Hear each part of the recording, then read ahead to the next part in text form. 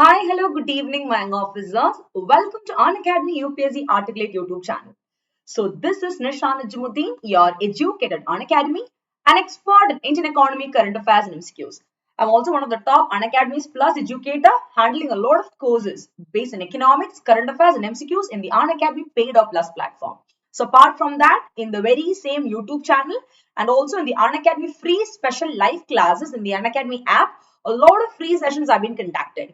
So one important thing which I would tell you is that be it free or be it plus or paid class. Okay. You need to use the code Nisha IAS Live to get enrollment for both. To watch the classes free in the Unacademy app and also to get a discount of let's say 10% from the fees amount and also for personal mentoring. This is a code out there. So now talking about today's session. So this is not a regular session. This is indeed a very, very special session. So indeed, yes, this is a special edition of marathon series. So when you hear the term marathon, you'll be thinking about running race. Yeah, chalo, the same thing. You have a continuous non-stop marathon series on the topic most important economic current or hot topics of the day. A selected important current economy topics which is very important for your knowledge and also for the UPSC CSE preparation will be discussed in a short, sweet and to the point manner. A set of 20 to 25 topics will be discussed with you people, and at the same time those topics will consist of a perfect static and also a current affairs understanding as well. Clear?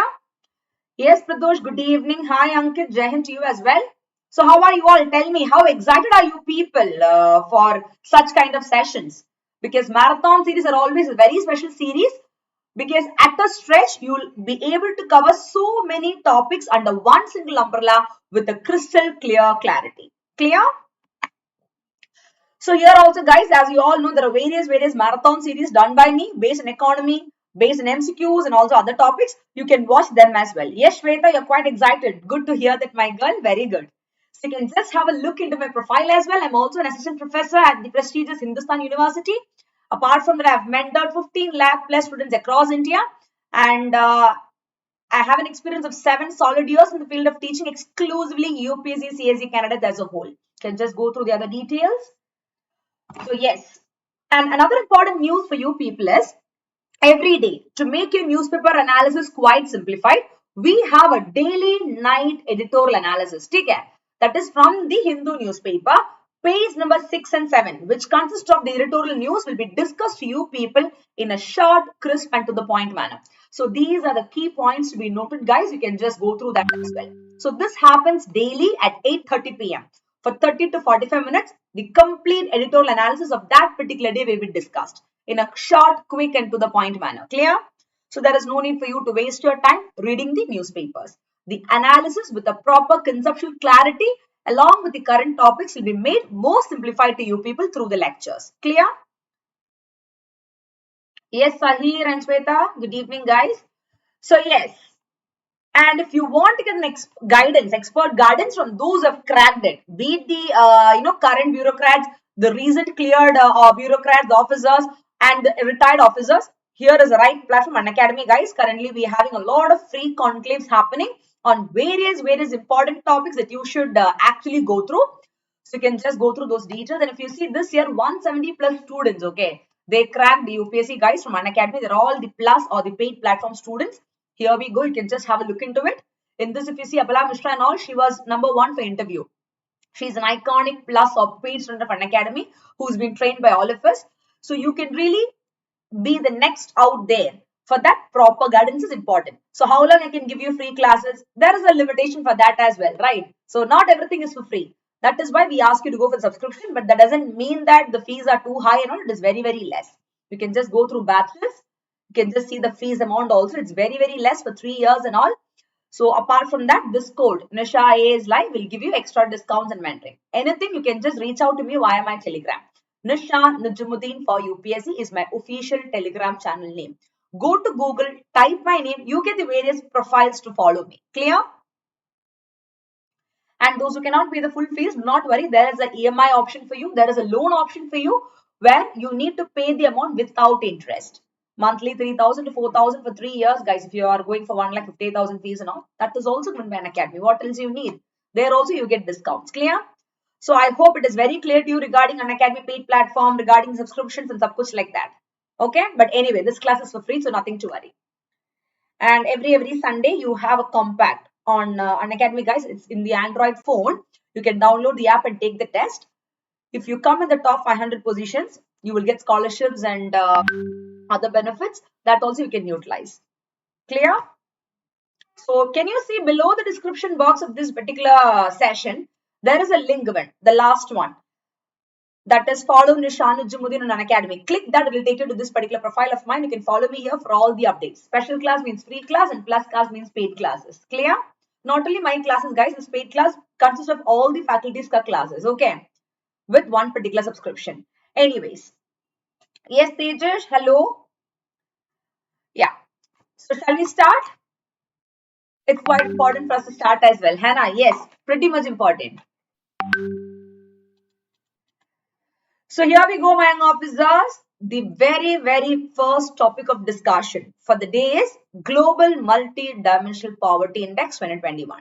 So if you see, poverty itself is a very important topic of the day, guys. And I can tell you that as far as this particular topic is concerned, in a short, quick and to the point manner, we'll have a quick discussion of what this concept is all about and how it is relevant with regard to the current perspective of our economy or society. Clear? Yes, Vineet and Pankaj, what is it? Okay. So now if you see point number 1, Global Multi-Dimensional Poverty Index. Okay. That was released by two organizations. One is UNDP, United Nations Development Program. The second one is Oxford Poverty and Human Development Initiative. So if you see previously in the year 1990 and till 95, there was something called as HPI. What is HPI? Human Poverty Index. Okay. Now this was an index that used to measure the poverty or the poor levels of people based on one single factor called as income. Let's say, for example, you're having a better income. Okay, then you are not in poverty. So based on income categories, they used to categorize this poverty perspective. But let me tell you guys, in reality, poverty is not only based on income. It also has so many other factors involved. Don't you think so? Yes, very true. So now if you see multi-dimensional, from the keyword multi-dimensional, you can understand that various factors are taken into consideration for analyzing poverty. Apart from the major factor called income, the better educational facilities available in the country, the medical facilities, the health, the sanitation, the other perspectives, all these are to be taken into consideration, guys, when you measure an index called as poverty index. Because exclusively based on income, you can't say a country's poverty can be determined. Let's say, for example, a person has so much of money, but he or she doesn't have access to proper medical facility, does not have access to educational purpose, or does not have better infrastructure facilities in the country. Then what is the point of them having money when nothing is available? So literally they're not having a good life. They are more or less in a state of poverty, except for the fact that food is available to them. So it doesn't make a proper sense. Don't you think so? So now Global Multi-Dimensional Poverty Index is something which talks about various dimensions that should be taken into consideration while we determine or calculate the factor called as poverty. And I can tell you, poverty is a very big social evil that is literally hampering the growth of our country, right? Yes, Pradosh, poverty is lack of basic necessity. Yeah, obviously, when a person is denied or deprived of the basic facilities of their life, like food, clothing, shelter, that's poverty. That's how you define it, right? If you talk about the theoretical perspective of poverty, you can see there is something called as absolute poverty and also relative poverty. That is, absolute means complete poverty. Relative means what? When you start comparing the poverty levels of your country, India, with that of the other country. What is the poverty ratio of a country, India, with that of China, with that of Japan, with that of US? What is our ratio? Where do we stand? So when a comparison is being done, that's called as relative poverty in simple terms. Clear? So these are the pure static concepts based on poverty.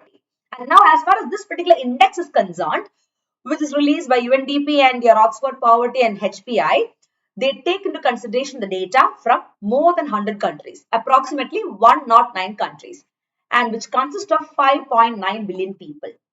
So this is a very good index, I should tell you guys, a very revised one. Okay. And let's quickly have a look into what are the global data as a whole. Come on, this is quite interesting and surprising for you to see, guys.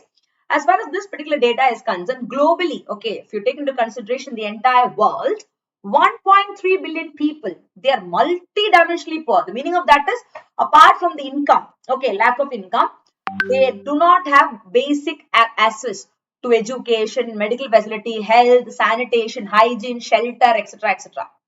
So now that shows the condition of them, especially the sub-Saharan African countries, and also somewhere or the other in our country, India as a whole also I can tell you, somewhere or the other. And if you see about 644 million, that is half the population, okay, in the globe, they are children who are under the age of 18. And you can see many a times they have been affected with poverty, with anemic conditions, with hunger conditions. And if you see nearly 85% of the people, they live in sub-Sahara Africa or let's say South Asia. And to talk about the people who are in the poverty perspective, taking into consideration multi-dimensional perspective, 67% guys, more than that, literally, they live in middle income country. And the example for this is none other than our country, India. We are also middle income country. Some people say we are low income, but I will say, yeah, we can't say completely low. Yeah, chalo, we are in the middle category perspective, I can tell you. Clear? So these are the global data of multi-dimensional poverty, which you should really think about sometimes. How lucky we are, guys, to get three times of food. Three times food in a day. But look at the other people, and you have better access to education, medical facility, health, hygiene, sanitation, etc., etc. But then there are so many people out in the entire world, and also in our country, India as well, who are lacking or deprived of such kind of facilities. I can tell you. Clear? Now, there is something called as periodic reduction poverty. Now, as far as this global multidimensional poverty index calculation is concerned, for the year 2021, they said that periodically, chalo, yes, there have been a reduction in poverty. If you take into consideration, guys, out of 80 countries, okay, and 5 billion people whom they did the analysis, 70 reduced multi-dimensional poverty index in at least one period. And that had a lot of changes also from Sierra Leone and also Togo for the year 2013-17 and 14-17. So you could see a reduction. Okay, you cannot say that we never saw a reduction. Chalu, we saw a great reduction in poverty. Similarly, as I told you in the beginning of the class, there is something called as absolute poverty and relative poverty. So absolute means complete poverty, right? So there has been an absolute reduction also in poverty, guys. And some countries really saw that. There could be a double fast wall reductions. Okay. And that was enabling them to achieve the objectives in a full-fledged manner. And let me give you a few examples to make the statement more valid. If you see the areas like North Central and Liberia and Province 2 in Nepal, during the period 2013 to 20 and 16 to 19, you could see an absolute reduction in poverty. So don't you think so? These are indeed great areas to be considered. Simply will such kind of absolute reduction in poverty comes, guys? No, you can't work for it. And of course, these places or countries have worked, guys. So if they can do, why not a country, India? For the fact that we have a huge population, no doubt in that. We rank number 2 in the world economy for population after China. But if you are able to follow strict and stringent measures, this can be possible for us as well. If not absolute reduction as well, though we are not able to achieve complete reduction of poverty also, we can at least reduce the rate at which it is existing. Today, if you see, the global hunger index, indeed a very important topic, guys. I intentionally took this topic at the last. I thought of starting the session with global multi-dimensional poverty index and thought of ending the class with global hunger index, because you can see where does a country stand. So the last topic of the day's discussion will be based on this as well. Just when I am discussing this particular topic with you, GHI, I'll connect you with this MPI index as well, that is multi-dimensional poverty index as well. Clear? It's not like what you study. It's about studying in a proper chronological order, studying with a proper structure, and studying with a proper interlinking perspective. That makes a lot of sense. Simply studying topics here and there doesn't make you clever or doesn't make you smart. That is simply like by hearting. When you study with a proper structure in a sequential order, with the help of interlinking, it makes your preparation double smarter. Clear? And that's what I'm trying to do with you people as well. Inculcate that so-called factor inside your brains. Yes, Tejas, that's a reality. That's a reality, of course. Anyways, now, having understood these points under this particular topic, the next one is, let's quickly have a look into what about this poverty, guys, across ethnic and racial group. That is, global multidimensional poverty index also forces us to have a look into the ethnic or traditional and racial groups. Do we really have poverty in those groups as well? If so, what should be done? If you see the kind of poverty across traditional or let's say ethnic and racial groups, they're greater than disparities or the inequalities across geographical subnational regions, which means the scheduled caste, the scheduled tribe, the vulnerable tribe or group, the indigenous group, those people are literally facing this multi-dimensional poverty perspective. And it's quite greater because they do not have access to the basic facilities or amenities of life. Another interesting factor, see, within a country, for example, a country, India itself, the factor called multi-dimensional poverty, you know, they are again they are quite different, guys, for different ethnic groups. Let's say, for example, the poverty that you can find in the state of Assam for a tribal group will be different from what you can find for a tribal group of Odisha. Could be different from what you can find for a tribal group from you know, Andhra or Madhya Pradesh. You understand? So now among the ethnic groups also the kind of variations in the poverty status differs. Clear? So now having understood this, don't you think so, guys? Different policy actions are very much important. Yes, it is important. Why? Only then you'll be able to reduce the intensity of the so-called MPI, that is multi-dimensional poverty index. Clear? Yes or no? Come on, you got to interact with me in the class.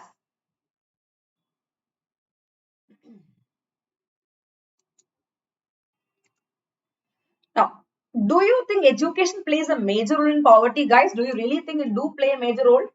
You got to think and tell me.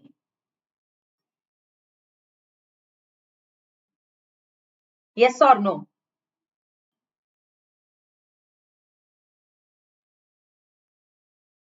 Yes, of course, they do play a greater role, right? If you see education, take care. Worldwide, about two-thirds of multi-dimensionally poor people, they live in household, and you can see that no women or girl, they have completed at least 6 years of schooling, which means connect this point to the next current affairs of the day, that is new educational policy or national education policy, NEP. What do they say? Elementary education or primary education is the need of the hour. But do you find this over here? See, 6 years of schooling, which is a basic necessity coming under primary or elementary education, which is a universal factor, that is not even being achieved for the fact that they are poor people. Poverty has crushed them to that level. And if you see, 1/6 of all the multi-dimensionally poor people, approximately 215 million people, they are living in a household in which at least, let's say, one boy or man has completed 6 or more years of schooling. Okay, that is a good thing. But what about the girl? What about the women out there? No. So this is showing the requirement for empowerment of gender there. Don't you think so? This is showing the disparity that exists, the inequality that exists. So these 2 points are again taking you or connecting you to 2 different other indexes called as gender inequality index, gender empowerment index. Don't you think so? These are quite important for you to have a look into all these perspectives also. And I can tell you that the report, that is multidimensional poverty index report, it also finds that women and girls who are living in such multidimensional poverty perspective, they are very much at a higher risk of intimate partner violence, domestic abuse, sexual abuse, verbal abuse, partner violence. Just because they are their partners, you cannot do violence to them. You cannot abuse them in any way you want, be it physical, be it verbal, be it sexual, whatever it is. And that is quite higher. So it's like taking advantage of their condition or situation. Don't you think so? Yes. So all these things are also a kind of happening. You see, the factor called as global multi-dimensional poverty index is taking you to so many different dimensions. Now, this particular point, these 3 points is giving you a total different understanding of so many other current affairs concepts. I could connect you with gender empowerment index. I could connect you with gender inequality index. Then with the abuses, with regard to NEP, National Education Policy, because somewhere or the other it came up. Then the importance of elementary and primary education, because that is a universal objective to be achieved by the government of India exclusively, right? So multiple concepts have been covered here. Clear? Yes, Pradosh and Prem Kumar?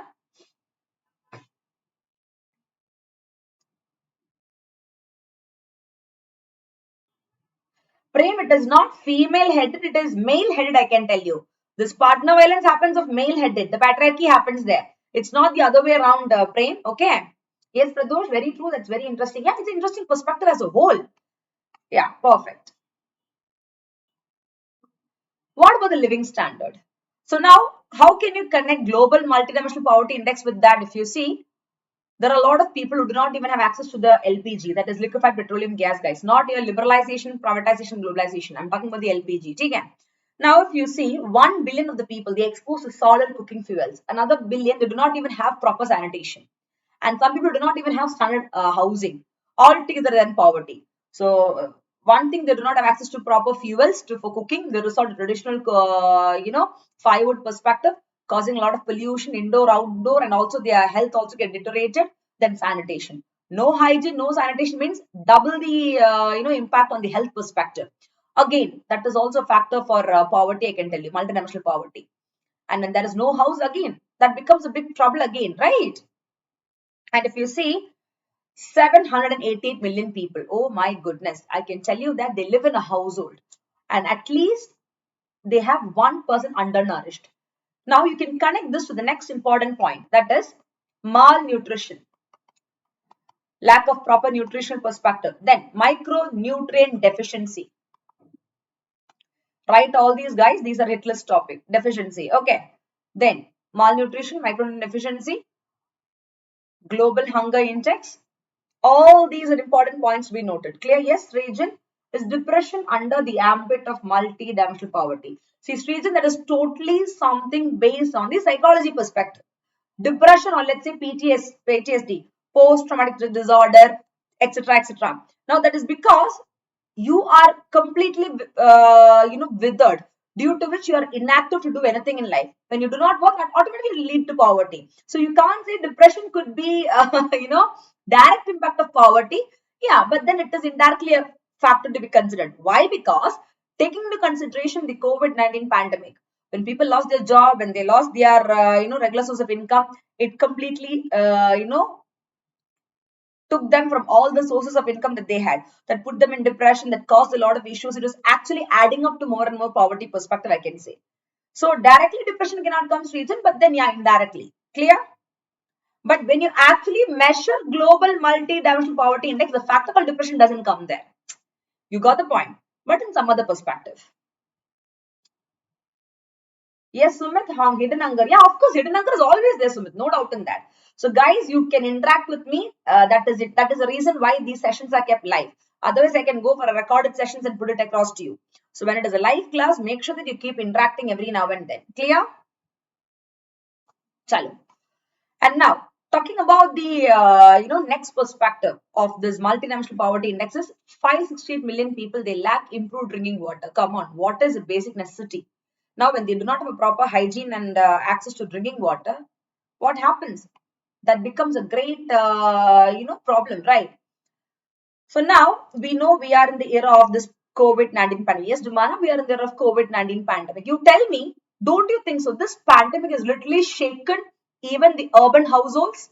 People are living in urban areas, even they have been affected greatly due to this particular poverty perspective. They lost their job, they lost their source of income. How long they can live on savings? You tell me that. How long? How long they can live? There's a limit to it because no source of income is generated for them. So now there has been a huge impact of this COVID-19 pandemic on this poverty as a whole.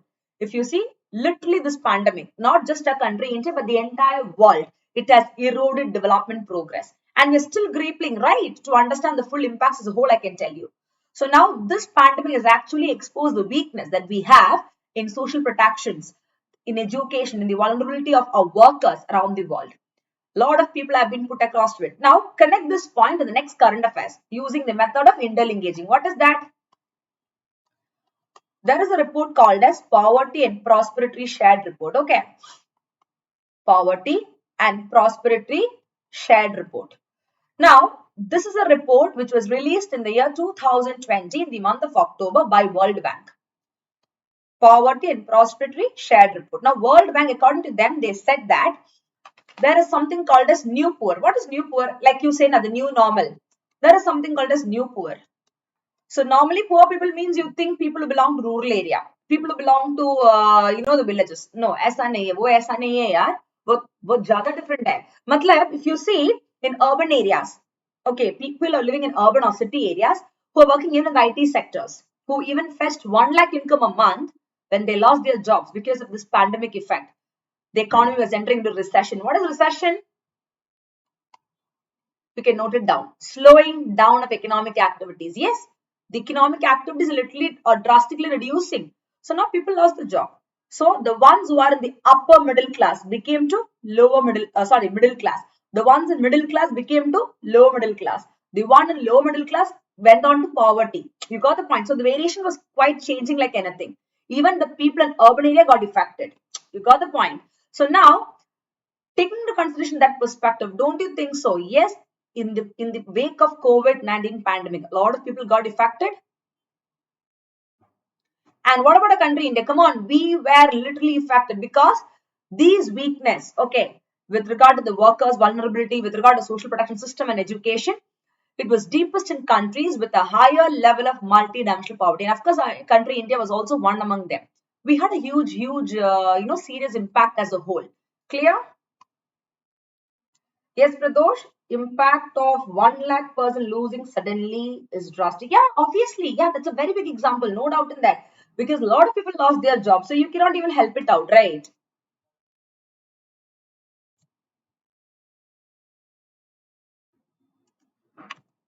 What about Indian scenario? Indian scenario, guys. This is very important. Come on. The most interesting fact is what about the Indian scenario with regard to this global multi-dimensional poverty index? Quite important to understand.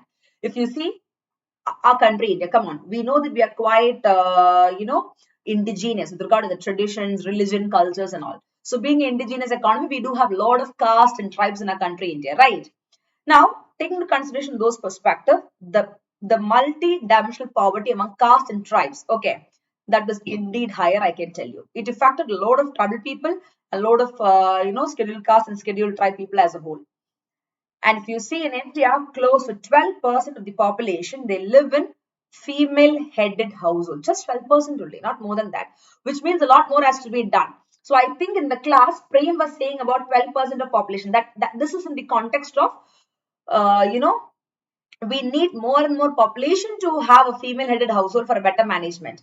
Because it's only 12%, the remaining 92, the remaining 88% they are of the male headed perspective, which leads to such kind of violence, etc. Clear? You can connect that point as well here, my young officers, which I taught you.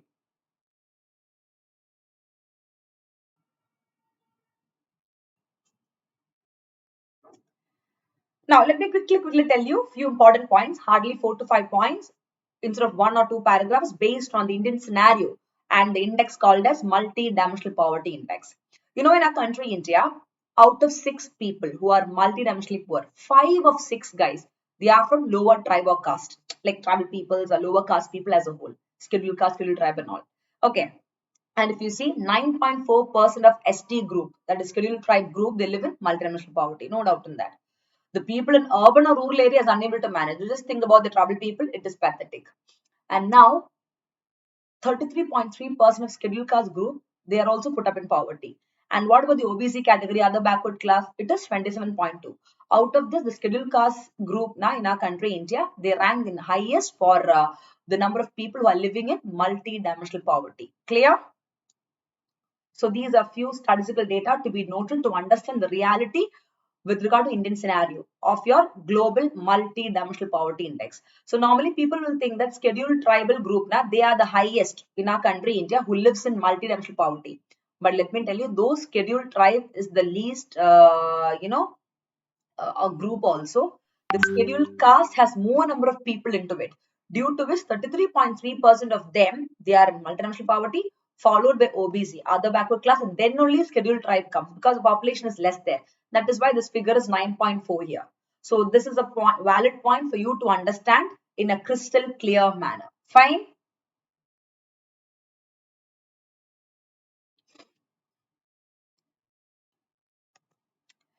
Now, let's quickly have a look into the static portion of it, guys. What is this index all about? I told you that global multidimensional poverty index is put forward by UNDP and Oxford Poverty and Human Development Initiative, but still, when it was put forward in the year 2010, it was launched that time. Why, guys? Why do you think this index was launched? There should be a reason for it, na? Point number one is it is based on the idea that poverty is not unidimensional. That is, it not only depends upon one single factor called as income. See, you and me as an individual, do you think only income is enough to maintain a good life? No. You need access to education, you need access to better medical facilities, you need to have a good environment, good hygiene facility, good drinking water, a good sanitation facility. So, that is also required to have a decent living standard, right? So that is why the factor called as multi-dimensional poverty index was brought in. Clear? Yes, Reason, that's a wonderful question asked by you. What is it? He's asking a question, can I be economically well off and still poor due to discrimination, etc.? What a brilliant question here. You're connecting polity here. See, you are economically well off with the income, but yes, discrimination can make you poor. But if you have access to education, basic health facilities, and sanitation, other amenities, then you cannot be poor. Because the power of economically well off, that is money, will play the role there. Because in today's 2021 scenario, that is the factor to be understood. You cannot say, maybe, let's say years back, that was not the case. During this Nambudiri's time, or let's say those ages, even before independence, I can say. But now we have grown up here too much that our country or the entire globe started seeing things in monetary terms. Here, no caste, no creed, no discrimination. Kuch nahi. Paisa is there, sab kuch ho gayi. That has become. Money and power plays the role of king and queen in today's world. This is a raw reality or a raw truth, I can tell you. Don't you agree to me, guys? Yes, the raw reality and raw truth, which I would openly say without fearing anything. Anyways, is it very clear? So now why this index you need, my young officers? Because this index is very, very important. Because they show the proportion of poor people and the average number of deprivations each poor people who are experiencing the very same time. What is the proportion of poor people? What are the kind of deprivations they have when they do not have basic access to the food, clothing, and shelter at the same time? Okay, to measure that, you need such kind of index called as multi-dimensional poverty index. Clear? So till 2010, guys, that is till 2009, we had something called as Human Poverty Index 1 and 2 for developed and developing countries, but that only focused on the factor called as income to measure poverty. That was not making some sense. That is why they revised the Human Poverty Index with another index called as Multi-Dimensional Poverty Index. Did you understand?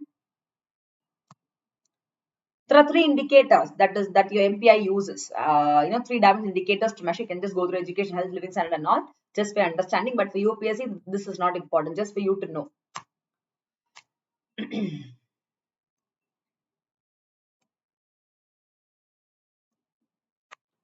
So now, this is perfectly fine with regard to that particular topic. Hardly in 6 or 7 slides, complete concept and the current affairs perspective of that current hit list topic has been covered. And that is a very, very important topic. You know why? Recently, the Nobel Prize laureates from economics is also from the field of poverty, guys. That is, I mean, from the field means the works have been published in the field of poverty. So poverty is a very, very hot topic of the day, I can tell you. They bagged the Nobel Prize even for this topic. It's a very important topic. For UPSC also very, very important. Clear? Be it for prelims, be it for mains. The next one, Dairy Sahakar scheme. What is that? If you see, what happened was like, there is a new ministry called as Ministry of Cooperation. You remember? So now the Union Ministry of Cooperation, they launched a new scheme called as Dairy Sahakar scheme. And that comes under the NCDC, National Cooperative Development Corporation. There are few objectives of this particular scheme as well. One is to increase or double the income of farmers, and second is Atmanirbhar Bharat. So now you can connect these 2 points with the next 2 current affairs I can tell you. Point number 1 is doubling the income of farmers by the year 2022 is a bigger objective of Government of India. Okay, and dairy means agriculture and allied activities comes under that. That can lead to greater benefit. And Atmanirbhar Bharat, that is in the context of Atmanirbhar Bharat again, the self-reliant India independent mission of 2020 launched by the government again in various sectors. So now dairy sahakar scheme is to make us self-reliant or self-sufficient in the dairy sector and also to double the income of farmers, because dairy means it is from the poultry or the cattle that you get milk and other products. So now automatically you will be able to increase income, contributing to a better growth in the primary or the agriculture sector of the economy. Simple as that. That is why this particular scheme was put forward. Clear? This is the sole idea or the depth of this particular topic. Now, who has launched it, guys? Is it a PM? No, it is actually a Union Minister of Home Affairs and Cooperation. Mr. Amit Shah has launched the scheme called as Dairy Sarkar scheme. Clear? And now, what they do in this particular scheme is, under the Dairy Sahakar scheme, lot of financial support will be given by the NCDC. Okay, that is your National Cooperation, the National Cooperative Development Corporation. Okay. So they'll be doing that. What they'll do is they'll be giving financial support to eligible cooperatives for activities for them to carry out milk collection or procurement, for bovine development, for export of the dairy products. If you see, we rank #1 in milk production in the entire globe, and all the processed food items from the milk is also having a very good external market. So export of what?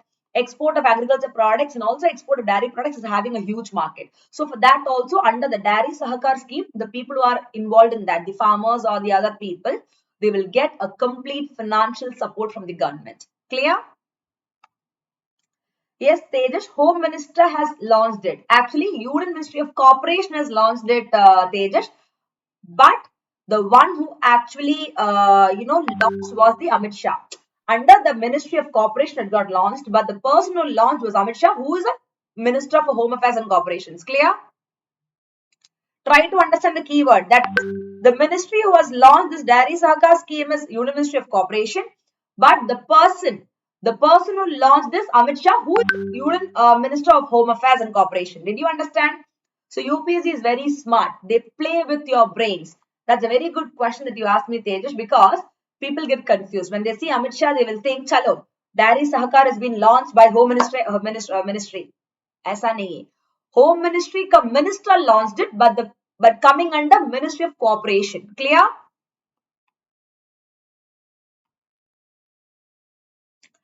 Now, how does this particular scheme work is, the Dairy Sahakar, actually, it has a total investment of 5,000 crore. It's a huge project, okay. And it will be implemented by National Cooperative Development Corporation, coming under which ministry? Ministry of Cooperation. Only then you'll be able to realize the vision from cooperation to prosperity. Don't you think so? Yes, it's a kind of teamwork again. So they'll also make a point of having a convergence with various schemes of Government of India and also state government. So you will be able to understand the scheme and take it to the next level from the grassroots cooperation or development. Clear? Because involving local bodies as a whole. Now, that's all, guys, with regard to the second topic of the day. The next important topic is marquee institutional investors. Topic number 3. So if you see the INVIT, so REITs and your INVITs are the hit list topic again, guys. Out of that, INVIT is what we're going to discuss today about the marquee institutional investors. If you see the Infrastructure Investment Trust of the National Highway Authority of India, what happened is like they attracted some investors called as marquee institutional investors. Now, what is marquee institutional? What is मार? मार मतलब beating ना, ऐसा नहीं, वो वाला मार नहीं है, ठीक है? So marquee institutional investor means basically you call a person. Okay, if I want to call you as a marquee investor means he or she should be an investor who is well known for investing in companies that turn into success stories at a later date. That is, you're investing somewhere, but then you should be very, very sure that this particular company where you're investing will definitely fetch you success in future. Initially, even if you are at a slow pace also, this will fetch you success. Clear? Now, a marquee investor, it is not necessary that it should be a person exclusively. This person could be either an individual or a corporate or an institutional investor. Clear? So this is the meaning of marquee investor. So now, keeping in mind the meaning of marquee institutional investors, the Infrastructure Investment Trust of the National Highway Authority of India is attracting such kind of investors because they know that if they come and invest, they will turn the plan into action. If they invest, they will make sure that at the later date or future date, they will definitely get double of what they invested. That is what these marquee investors are known for. So for our infrastructure development perspective, your National Highway Authority of India is very smart. They are trying to grab these people. Clear? Very smart. Now, India is always smart because we are very good in such kind of diplomatic, relations, such kind of, perspectives or prospects, whatever it is. Now, this is the initiative of the National Highway Authority of India, guys. If you see, what they will do in such kind of investment is, since the NHI is attracting such kind of market institutional investors, the purchase of some company shares by such investors, okay. What happens is that when the market investors are purchasing the company shares of some company, it is giving a hope that these companies will definitely be profitable. Market investors are knowing for success. That is, for example, okay, if you come and study under this particular madam or this particular sir, you will 101% clear your prelims, guaranteed prelims. There are some tags like that. Now, similarly, it is a belief that if the marquee investors are investing in one particular company share, then 101% that company would turn out to be profitable, for them. That's how it is done. And that's what they do also. That confidence is there. That is why National Highway, Authority of India is now attracting such kind of market institutional investors for the infrastructure development of our country, India, through InvITs. Clear? Yes, Tejas, what is it? Is the truth, na? Even if you laugh, also it's a truth. No doubt in that. Anyways. Now, why they are so confident is because in many, many cases, this was proven to be true. But that doesn't mean it is a rule, guys. It's not a rule because no investor can dictate for future business and economic events. There is some sort of uncertainty. But then in many cases that has happened, yeah, this proved to be a reality. That is, if a market investor is investing, then that company will give you profit. You got the point. Anyways, but I'll tell you something, though that is the case also, see, to be having understood the concept in a very, very diplomatic way, one should not just look at the presence of market investors, but the potential of those companies, and then they have to invest. See, just because a company is running a loss and market investor is coming, the company will not run in profit. The market investor will see, okay, whether this particular company is having a potential to grow. What are the loopholes? If they can correct the loopholes, then they will go for it. Otherwise, simply like that, they will not take it up because they got to work for it and give the success as a whole, right? So that is also there. The potential of the company in which they invest is also taken into consideration before investing by such kind of market investors. Clear? This is the reality. That's all. 1, 2, 3. Hardly in not even three, 2 slides you finish the big topic, that is market institutional investors. Moving on to the next topic of the day. What is that? The next topic talks about Purchasing Managers Index. A very interesting topic again. PMI. Okay. So topic 4 of the day. So now, why this so-called index is the question. So by the way, what is PMI, guys? You should know what is PMI. Only then you can understand this. Don't you think so? Yes? What is PMI?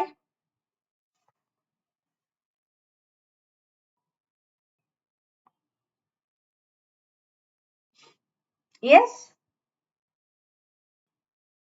Nobody? PMI index. Don't tell me that you do not know that. I have taught you this before. It's an economic indicator, right? Remember, I've taught you this. Purchasing Managers Index or PMI is an economic indicator which has been derived from the monthly survey of private companies. So now, when the private companies are doing the monthly survey, an index has been derived and that is called as Purchasing Managers Index. Clear? It's a kind of survey, I can tell you. So basically, it's a survey-based index, guys. Okay. Your purchasing managers index is actually a survey based index, or I can tell you they're indicator of business activity. You can write it, okay? Indicator of business activity, or you can call them as a survey based index in 2 sectors, manufacturing and service sector. Agriculture does not come into power here. Clear? And why do you think you need to have such kind of purchasing managers index, guys? Basically to provide information about the current and future business conditions to company decision makers, to analyst people, economic analysts, business analysts, to investors and all. You need such kind of index called as purchasing managers index. Clear? And now this is a monthly, indexes. That is every month. You're usually at the start of every month. People think at the end of every month you release. No, like a magazine or a paper coming up in the beginning of every month, start of every month, you release the index called as PMI, Purchasing Managers Index. Clear? It is therefore considered as a good leading indicator of what the economic activity.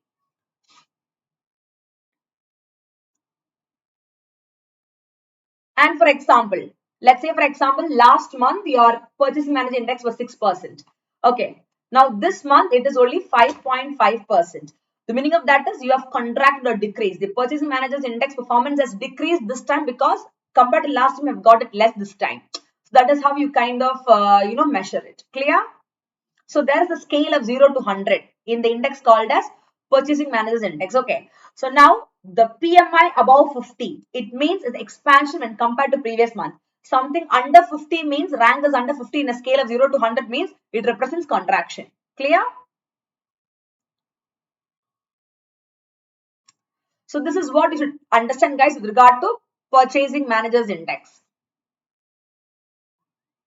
Yes, Arjit, what is it?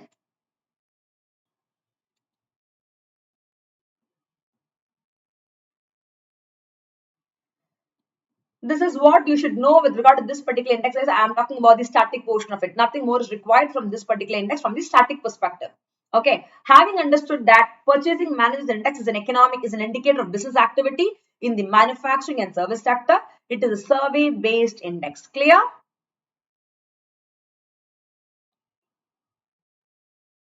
Who releases, guys? Do you know who releases monthly this index, your PMI? IHS market. Okay, IHS, you can write it. Normally it is not found anywhere. You can write it. IHS market. They are the ones who produces the purchasing managers index for our country, India. And basically, they measure or they take into consideration the performance of India's manufacturing and service sector, how they're performing on every month perspective. That is what this particular index measures. And this is a quite good indicator for the economic activity of the country, because month-wise you're able to understand the progress of the secondary or the manufacturing and the tertiary or the service sector of your country in a very, very proper manner. Yes, Nathan, I told you the IHS market is the one who prepares this index for our country, India. Clear? Is it clear, Nathan?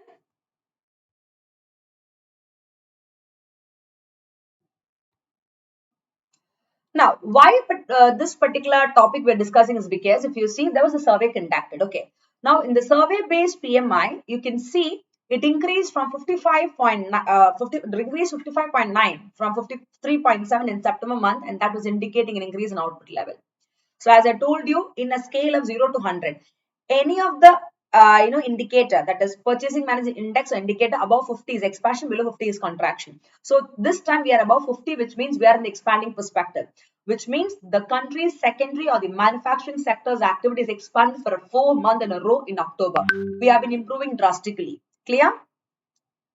And they said that even in the upcoming third quarter also, in the secondary or the industrial sector, will be increasing our performances. And that's a good sign, don't you think so, guys? Owing this COVID-19 pandemic impact, it's a good sign from the industrial or the manufacturing sector. There are 5 indicators, guys, under the index called as Purchasing Manager Index. One is the new orders, the inventory level, production, employment environment, and also private labor. Just for you to know, I gave. Not that important. You have to understand what is PMI and the current affairs of it. That's it.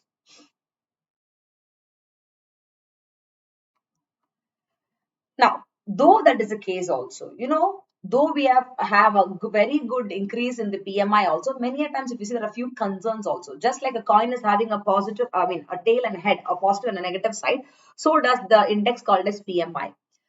The people who are put up in the manufacturing sector, okay, their jobs continue to slide or decrease. And I can tell you, however, though that's the case also, the rate of job shedding was little marginal in the month of October. And if you see the cost of raw materials or inputs or labor, they also increase at a faster pace. That is because of overall inflation again. So now when all these are happening, automatically it is affecting the operations of the secondary or the manufacturing sector, guys, in a very, very adverse manner. So though we're performing great in the purchasing managers index also, such kind of concerns are to be taken into consideration, because that is actually hampering the growth of the index called as PMI, because they are promoting, or let's say they are focusing on the manufacturing sector of our country, India, right? Now, when the job is being decreasing and when the inflation is increasing, too much of price rise for getting the inputs to produce the output or whatever, then that is having an adverse impact on this monthly index called as Purchasing Managers Index. Clear? Yes, Shubham, good evening. Now, that's all, my young officers. Here we go. The topic number 5 of the day. Quick, fatafat like that. We got to cover so many topics. It is RBI. The RBI issues revised PCA framework for banks. What is PCA? Prompt corrective action. So now, as far as the current affairs is concerned, they are issuing a revised PCA framework for all the banks. So you should know what is, PCA initially. Okay. Before going to the current affairs, let me quickly tell you what is PCA. Now, prompt corrective action is basically one of the tools put forward by RBI to help the commercial banks to take correct actions with regard for them to overcome the issues of bad loans or NPA, that is non-performing assets in simple terms. So basically, prompt corrective action is a tool or a framework under which the banks, that is commercial banks with a very, very weak financial metrics or data, they are put under a close watch by the central bank of our country, that is RBI. That is when students are not performing well in class. What do you do? Towards the examination time, you'll give extra revisions and homeworks and test series for them, just to make sure that they are getting the back to track and they're able to cope up with the other students as a whole, right? Similarly, when the commercial banks are not having a proper financial metrics or data or stability, they're completely in loss means now the central bank of a country, RBI, they'll put these banks under watch. And for that, they use a tool called as PCA, prompt corrective action. Clear? So the whole point is they want to check the problem of NPA, non-performing assets in the Indian banking sector. We all know that NPA is a very, very big issue. Don't you think so? So what is NPA now? We can please note it down. This is another topic, topic number 6, like that we can note it down. See, when I discuss one particular topic, under that multiple topics come up. So those are also different topics. So when you take your lecture notes, make sure that you're noting down those points as a whole. Clear? Yes, Soham. Yes, Prateep. Yeah. So now, talking about what is NPA? In simple terms, I can tell you they are bad loans. Let's take the case of home. Who is the next person that comes to your brain when you talk about NPA? Our Kingfisher man. Who is a Kingfisher man, guys? Don't tell me you do not know that. Okay, come on. Who is he? Vijay Mallya, hai na? Mallya uncle is the person that comes to your brain when you talk about NPA or let's say bad loan. So now if you see, when somebody has taken a loan from the commercial bank, that is this person, this Malay, he took crores and crores of rupees from the bank. Now, they do not even bother to pay back the interest. So, there is a period called as 90 days. Okay, approximately 3 months, I can tell you. So, when they do not even bother to pay the interest amount before the completion of 90 days, that is after 60 days or 2 months, a warning will be given to them. That time the loan that they have taken will become a stressed asset. It's called as stressed asset. After that also, when they do not even give a damn concern to that particular warning, that particular stressed asset or loan which these people have taken, it turns to be a bad loan, or in simple terms you call them as non-performing assets or NPA. Did you understand?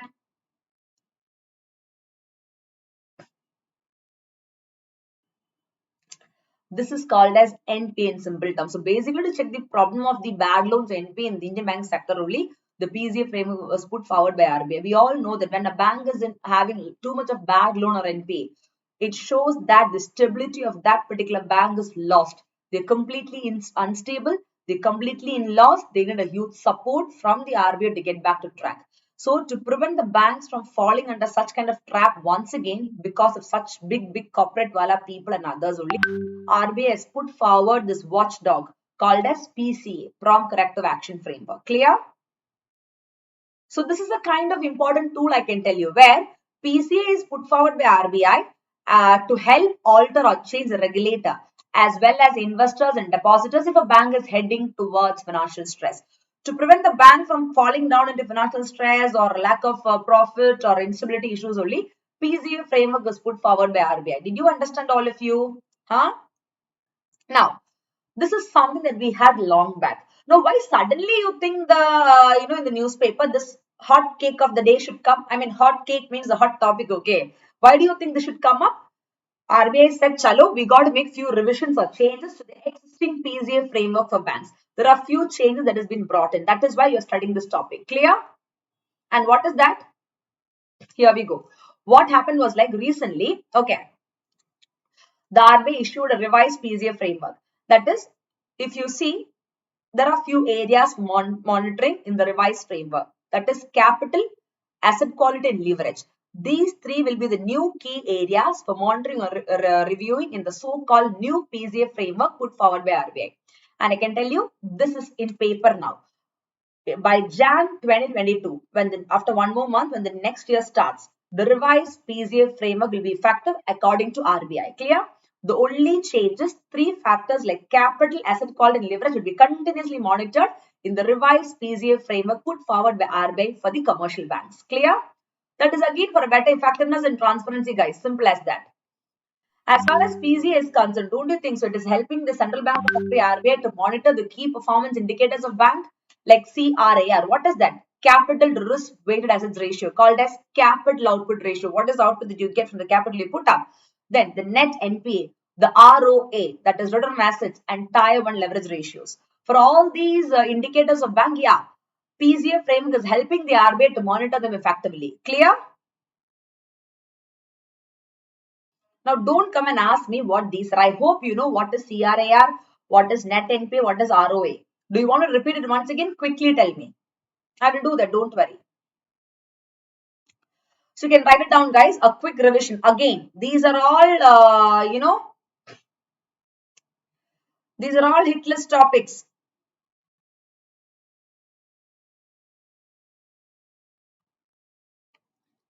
So what is capital to risk weighted assets ratio, guys, called as CRAR? What is that? It is called as capital adequacy ratio or capital output ratio. Okay? It is the ratio of a bank's capital to the risk. What is the risk of capital of the bank, or money of the capital to the risk? That ratio you calculate and it's called as capital adequacy ratio. It is also known as capital to risk weighted assets ratio. Clear? That is enough. In simple terms, it is a ratio of the bank's capital to all the risk-weighted assets and current liabilities that they have. So this particular ratio, basically we use them or utilize to secure depositors and boost the efficiency and stability of the financial system across the globe, I can tell you. Okay, that is why you use this ratio called as CAR. Is it clear for all of you? Yeah. Having understood what is CRAR, the next important point is what? Yes, Nathan, you want to repeat it. See, okay, I'll repeat for you. Capital adequacy ratio is the ratio of the bank's capital to its risk. I repeat, the ratio of bank's capital to its risk. That is why the CRAR is also called as capital output ratio, or let's say capital adequacy ratio. It is decided by the central bank of our country, guys, no doubt in that. Along with the central bank, it's led by them, the bank regulators, because they want to prevent the commercial banks from taking excess leverage and becoming insolvent in the process. To basically to help the commercial banks, only such kind of capital adequacy ratios put in. See, what is the capital of money a bank should have to carry on the business of giving loans and stuffs like that? If they are at risk, means there'll be an instability. Then nothing will work out. So to maintain that only, this kind of ratio has been put forward. Clear? In our country, India, the current affairs is that a scheduled commercial bank is supposed to have a capital adequacy ratio or capital risk weighted asset ratio at the rate of 9%. If any bank is not having a capital of up to 9%, then that particular bank is not, eligible to function. So to make sure the banks are able to maintain the minimum capital adequacy ratio of 9% only, this particular CRAR is put forward. And for public sector banks, it is 12% as per RBI norms. For scheduled commercial bank, it is 9%. Clear? That is, you will divide the capital of the bank with the total or the aggregated risk weighted assets for credit risk, market risk, and also other risk. Simple as that. For example, if you have a higher capital to risk weighted assets ratio or higher capital adequacy ratio, then the better capitalized it is, because more money the bank is having means more benefit, hai na? And if it is less means it is very dangerous, because you need to stabilize the bank. As simple as that.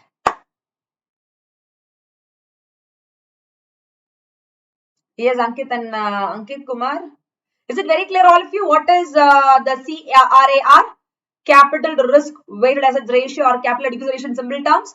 Next time, I will not repeat this. You should be able to memorize this, because in a very simple manner with the example I told you. Clear?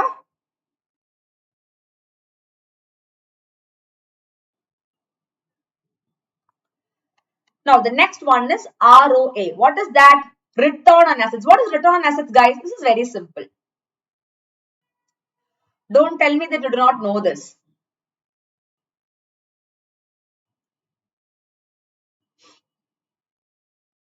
What is return on assets? ROA.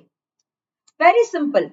Return on asset is what? It is a profitability ratio, right? So you can write it, guys. It's a profitability ratio which is provided, and that is something that provides how much profit a company is able to generate from the asset. For example, I'm having assets worth 10 crore. From that asset, how much profit I'm able to generate? Am I able to generate 5 crore or 10 crore or 15 crore? That's called as return on asset. Based on the asset that I have, what is the return or the profit I'm able to generate? Simple as that. Clear? It is ROA is equal to net assets. ROA is equal to net assets divided by total assets. Sorry, net income, not asset, guys. Net income divided by total assets. Clear? These are all simple things for you to know here. See, there is no need for you to break your heads for such kind of concepts. Very simple thing you should know. That is a percentage of profit, okay, to the total asset. You get that after minusing the tax. So that's called as a return on asset. Simple as that. Clear?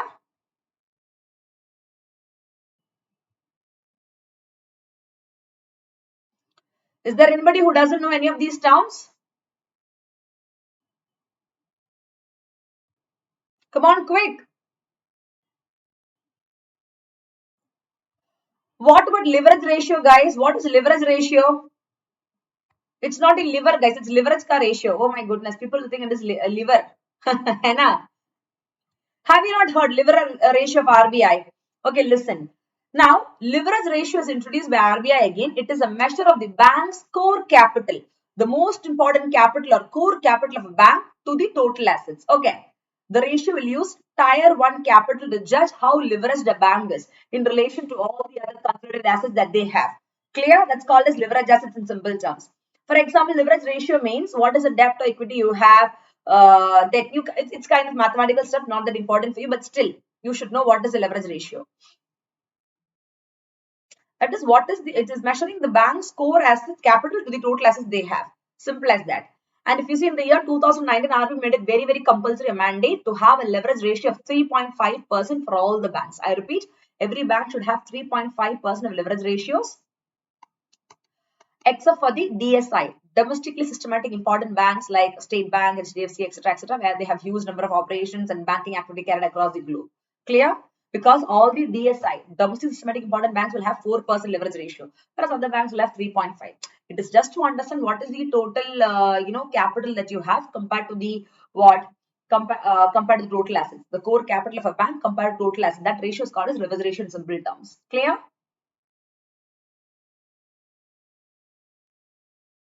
Yes, Pradosh and Nitin and all the others in the class, very clear what these concepts are. Chuma, don't ask me again, I will not tell you. This also I'm telling you. If you want, note it right now. And because these are very, very important. Clear? So thus, PZ is very, very important. Don't you think so?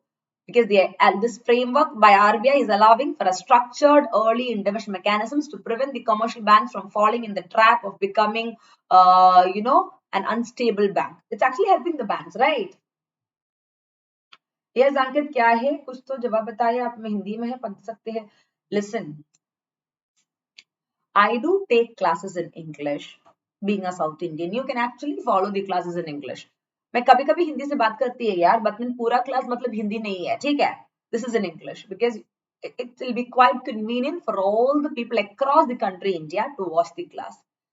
That is the reason. But there are so many teachers who handles in Hindi. You're free to watch them also, please. But if you want explanation like this, then I can do it only in English, my child, not in Hindi. Clear? Maybe in between का मैं थोड़ा थोड़ा का हिंदी मालूम ठीक है. Do not worry. Tension मत लो. Okay. That's all my young officers from this particular topic. Is it very clear for all of you? Now, let's quickly have a look into topic number 6 of the day. What is that? SBM U version 2 and Amrit version 2. Like your Chitti Robot 2 version 2, you have SBM 2 and Amrit 2. What is that? Now, if you see the Prime Minister, that's Modi ji, he has announced the second phase of Swachh Bharat Mission Urban. SBM-U is Swachh Bharat Urban Mission Urban, guys, and the Amrit. What is that? Atal Mission for Rejuvenation and Urban Transformation. So all version 2 has been launched now because version 1 was a success. We went with version 2 of all these, and here we have a fresh promise to make India's cities clean. You know, yesterday or day before yesterday, I think day before yesterday, there was a release of all the cities data wise release of the cleanest city for a country India. Indore and all was ranking number 1 in that. You went through that news. It's a very, very recent current affairs which you should know. So anyways, this particular Swachh Bharat Mission Urban Amrit Mission version number 2 is basically with a new promise to make a country India's cities more clean. It's not one city but the entire city as a whole. It's a total mission, I can tell you. So based on that particular context, we're going to study this. Clear?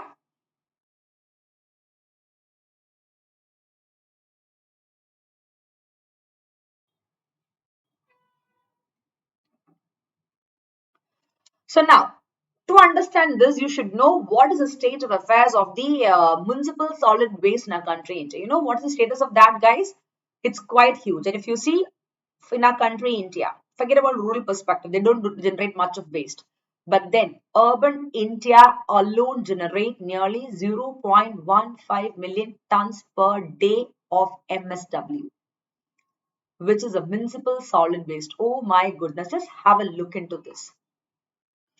Per day, my young officers, urban India is generating 0.15 million. All of us belong to that, na? We are doing this. And the per capita generation ranging is between 0.30 to 45 kg per day. And if you see, out of the 62 million tons of waste, what has been generated in our country, India, every year, okay, every year, only 60% is collected, of which only 20 has been treated by municipal corporation. What about the remaining, guys? What about the remaining? What is the remaining 40%? What is happening to that? Why are those wastes not even treated? So not even half of the waste that has been collected annually is being treated. Very less, just 1/4 I can say. Not even half I can say. Clear? So this has to be taken into consideration. This is the real state of the municipal solid waste affairs for our country, India. Now, one of the most important factors is lower recycling which is happening in our country. We talk about recycling, recycle the plastic bag, recycle that, recycle this, etc., etc. But in reality, the recycling of our country, India, is quite low. And that has been attributed to so many reasons, like people are having lack of social awareness. They're not much aware about it. Then the socio-political hindrance or difficulty that we have in our country, and the inefficient segregation or suppression, and the lack of proper infrastructure and technology. Even today, we do not have the proper access to technology. Even though we do want to have also, financially, that is not possible. Okay, so now all these things are one of the major reasons why recycling levels are quite low in our country, India, over and above the average level. You're supposed to have a level based on the waste to generate, you got to recycle. But since these factors are there, we're not able to achieve the target. And if you see the informal sector, we all know that formalization of informal sector is the need of the hour. But what is happening, my young officers? Come on, many times not happening properly. So now the informal sector, they are often not officially approved or let's say recognized. Besides the fact that they potentially contribute to waste recycling practices of cities.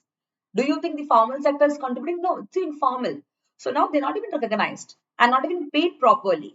So again, what happened? The work will go halfway done, not completely fulfilled. You got the point? So these are all few reasons why the municipal solid waste is not, segregated or let's say recycled properly. So now when you go for the Swachh Bharat Mission version 2 and Amrit Mission version 2, we got to kickstart all these disadvantages with the better remedies, because only then we can keep up a fresh promise of making cities of our country, India, more clean and to overcome all these difficulties or challenges. Clear? Now, these are actually the state of the affairs of MSW in our country in the first phase. Now, since then, our Prime Minister Modi has announced the version 2 of SBM and Amrit scheme. Let's quickly have a look into what is the second phase of all the scheme all about. Now, Swachh Bharat, the Mission Urban version 2 scheme, the aim of that particular scheme is to make our Indian cities garbage free. I repeat, garbage free. And all the ULBs, that is urban local bodies, open defecation free. If you see ODF and ODF plus plus is very, very important. You remember there was a movie by Akshay Kumar called as Toilet. It was released in last Independence Day, not this year, last year. Okay, 2020 it was released. That talks about this open defecation ka perspective only. It's a brilliant movie, guys, believe me. The importance of toilets and all this stuff, because even today open defecation is happening, leading to environmental issue, health issue, disease issue, and a lot of things like that. So now in the Swachh Bharat mission, yeah, even open defecation free is also another important objective they have brought in. So what they can do, if you see in version 1, we are facing the issues of segregation. You can see, you can connect this.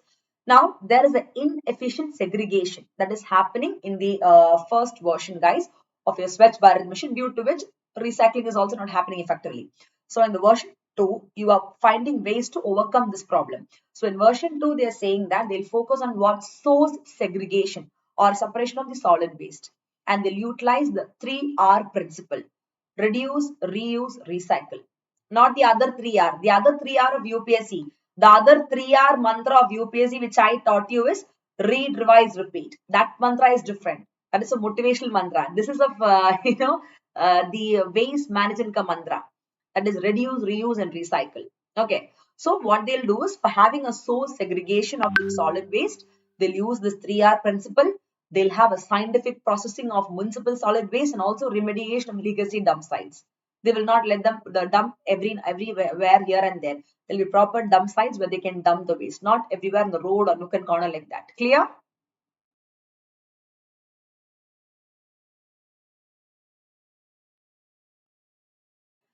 ठीक है my officer, some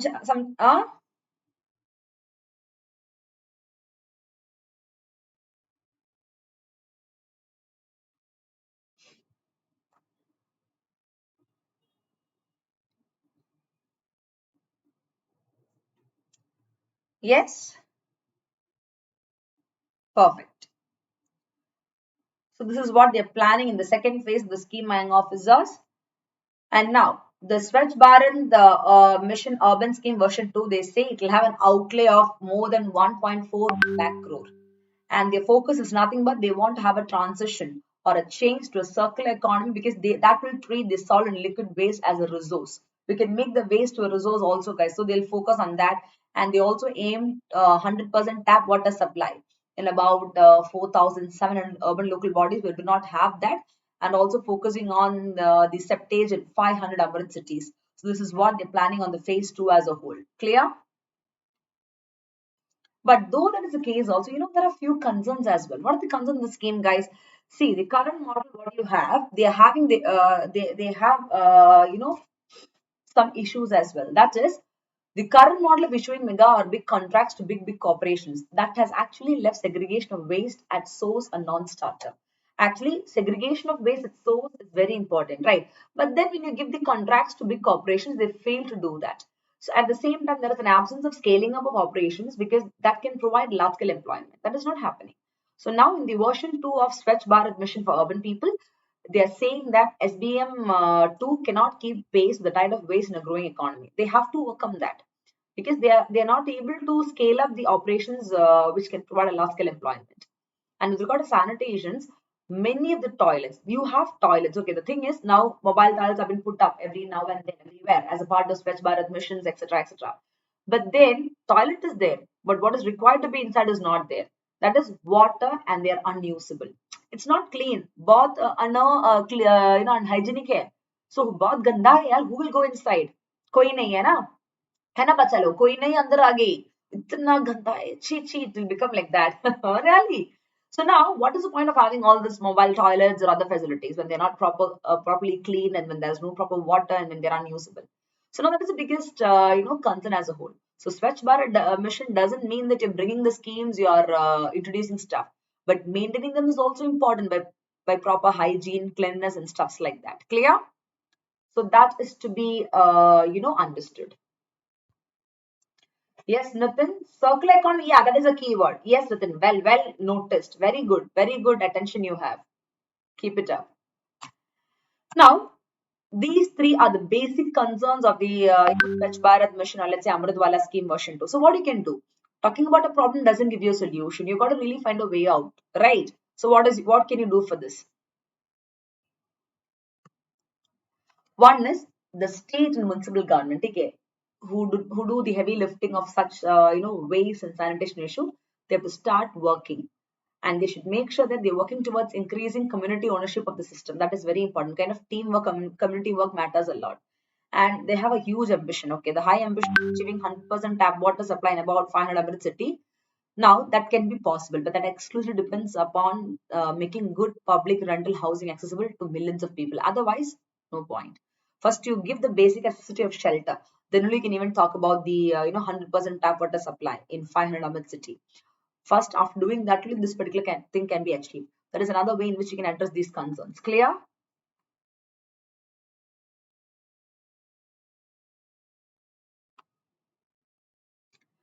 That's all, my young officers, with regard to that particular topic. So moving on to the next important topic of the day. The important topic of the day, topic number 7, talks about RBI's microfinance proposal.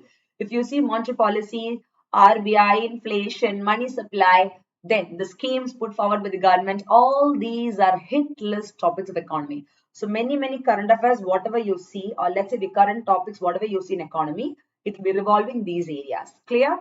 So now there is something called as micro Chota Wala finance proposal put forward by the Central Bank of India, that is RBI. What is that? If you see recently, the RBI's consultative document and regulation of microfinance that was put forward again. In that, the aim was to promote financial inclusion of whom? Of the poor people, and also competition among lenders, because they are unlikely to favor the poor. So basically, to favor the poor people only, RBI's consultative document on regulation of microfinance was brought in. Clear? To promote financial inclusion means including the poor people as well, and also we need to see this competition among the lender is actually not favoring the poor people. So taking into consideration these two scenarios only, this particular topic is going to discuss what are the new proposals put forward for microfinance as a part of RBI's perspective. You can see this regime revamp, that is a new proposal on microfinance put forward by RBI include cap on payment of what? Of interest and repayment of principal of all the outstanding loans at, let's say, 50% of household income. And another interesting fact is they are doing away with interest rate caps on micro small wala loans. Next is you will get loan without even giving any security or collateral like a property or whatever it is. That is a very good thing, because not every people, especially the farmers and all, will have collateral or security or property to give as a guarantee. Next is lender agnostic guidelines. And next is waiver of prepayment penalties. So all these things are the beautiful proposals with regard to microfinance put across by the Central Bank of a country, that is RBI. Clear?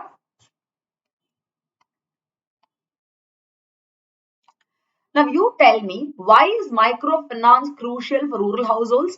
When you talk about micro, the next thing that comes to your brain is rural India. Don't you think so they only require this more, guys? हाँ सही है यार, वो ज़्यादा requirement है ना?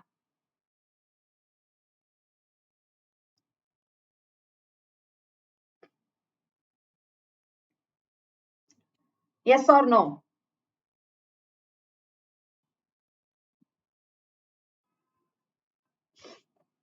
Tell me quick.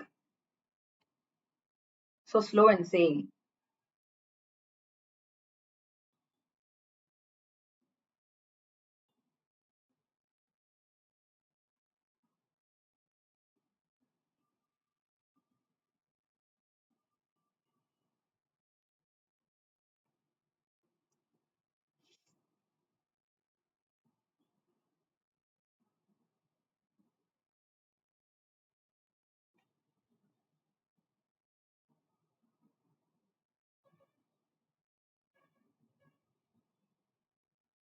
Yes.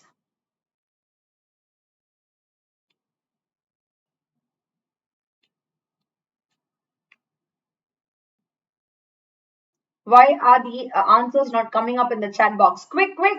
Fatafat it should. Yes, Pradosh. So now, as I asked you, why is microfinance crucial for rural households? Point one is very important. Why? Point number one. See, as far as the rural households is concerned, the poor people, micro or chota wala finance is becoming increasingly important, guys, in the loan portfolio.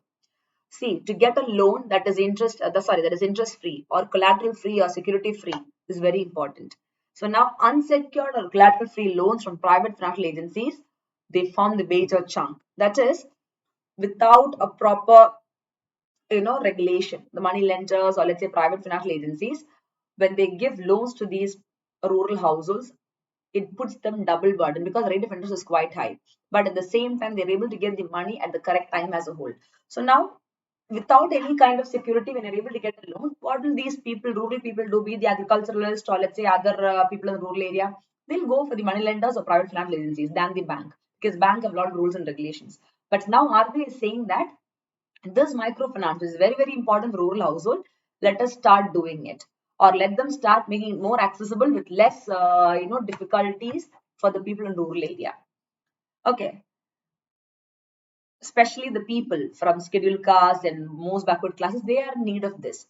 So the small finance bank, non-bank financial companies, the microfinance institutions, all these, and some private banks, they're doing all this. But then many a times interest rate becomes quite higher. That is not affordable by these people to pay back. So now RBI is saying that few changes have to be brought in with regard to the microfinance proposals, and it should be collateral free as well. Clear?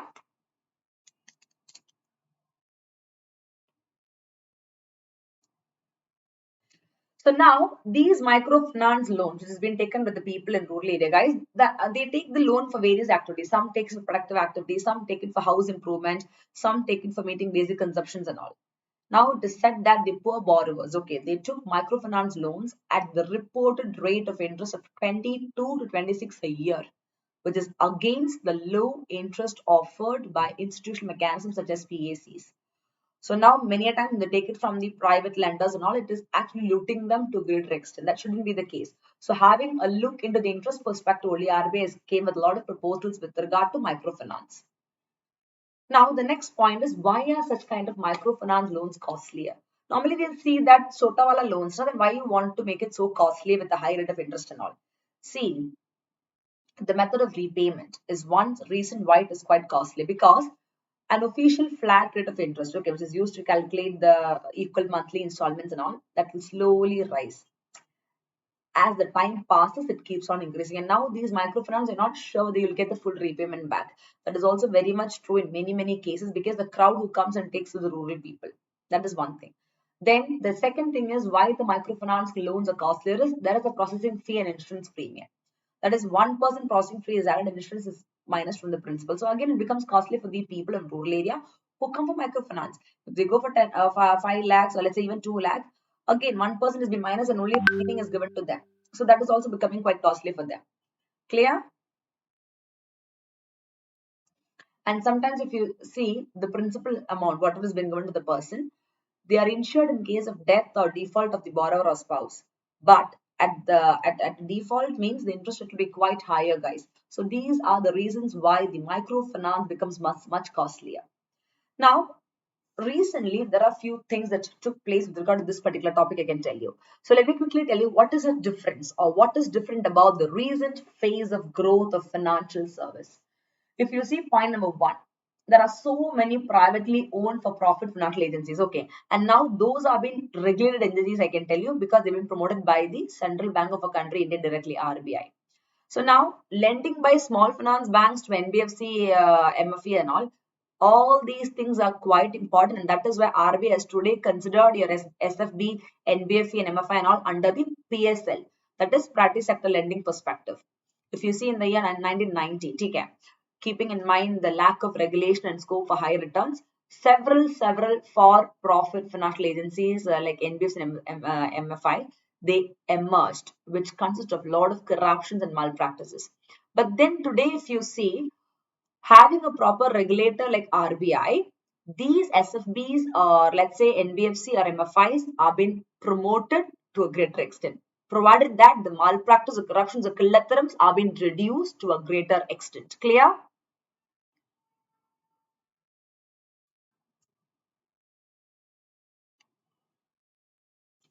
If you see, there was a crisis of microfinance which happened in the state of Andhra, guys. So now the microfinance crisis of Andhra Pradesh led RBI to formulate a regulatory framework for what the that is your non-banking financial company, microfinance companies in the year 2011. And that was based on the recommendation of a committee called as Maligam Committee. They said, see, since this issue has taken place in Andhra, let's put a regulatory framework to regulate them. Later, RBI even permitted small finance bank to take banking activities to all the unserved and undeserved sections of the population. And if you see, there is a document called as consultative document of RBI note. Okay, in that 31% of microfinance is given by NBFC MFIs, another 19 by small finance bank, and 9% by non-banking financial company. That's how the bifurcation goes now under the purview of the central bank of a country, India, that is RBI. Clear? Now, what do you think could be the implications for the poor people, guys, in such kind of microfinance perspective? If you see the current share of public sector banks in microfinance of 41%, they say it is likely to fall. And you can see a lot of privatization popping up. So this privatization of rural credit, don't you think so? They will reduce the share of direct and cheap credit or money from banks. And now when private is coming, it is causing a huge threat to the poor people or poor borrowers, because they'll be at the mercy of this private financial agencies. They're not government again. So that is a big implication on the poor people, because private means monopoly will come. X, Y, Z, they are private. They are not for welfare, they are for profit. That simple logic is always there. Clear? Yes, Ashutosh, good evening. So, though we talk about the triple P, that is public-private partnership perspective also, when private comes in such kind of thing, come on. Now the poor borrowers, as far as the money borrowing and microfinance is concerned, they will be at the mercy of private financial agencies. Clear? Now, with regard to the microfinance proposals, guys, the implication for is with regard to women borrowers. Take care. It is said that they'll be quite at a high risk. They may not even get it. That is also one thing which they said. So what you need is, see, though you encourage private also, I can tell you one thing. To meet the credit means here money, okay. Money needs of poorer households. What you need is, one is strengthening the public sector commercial bank. Second is, let there be private entities coming up or private banks coming up. But then a firm or a strong regulation of the so-called private entity is required, because otherwise they will loot you, cheat you, and the people, the poor borrowers will be at the mercy of those people. That shouldn't happen. That is why they're saying this. Clear? Yes, my young officers, മനസ്സിലായോ കുട്ടികളെ എവിടുന്ന്? Hana? People are thinking.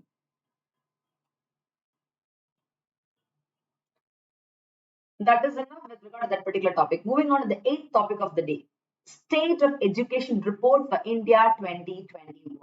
So now recently, it's very interesting, guys. It's a very, very interesting thing based on education perspective. The UNESCO, that is United Nations Education Scientific Cultural Organization, they released the 2021 state of the education report for our country, India.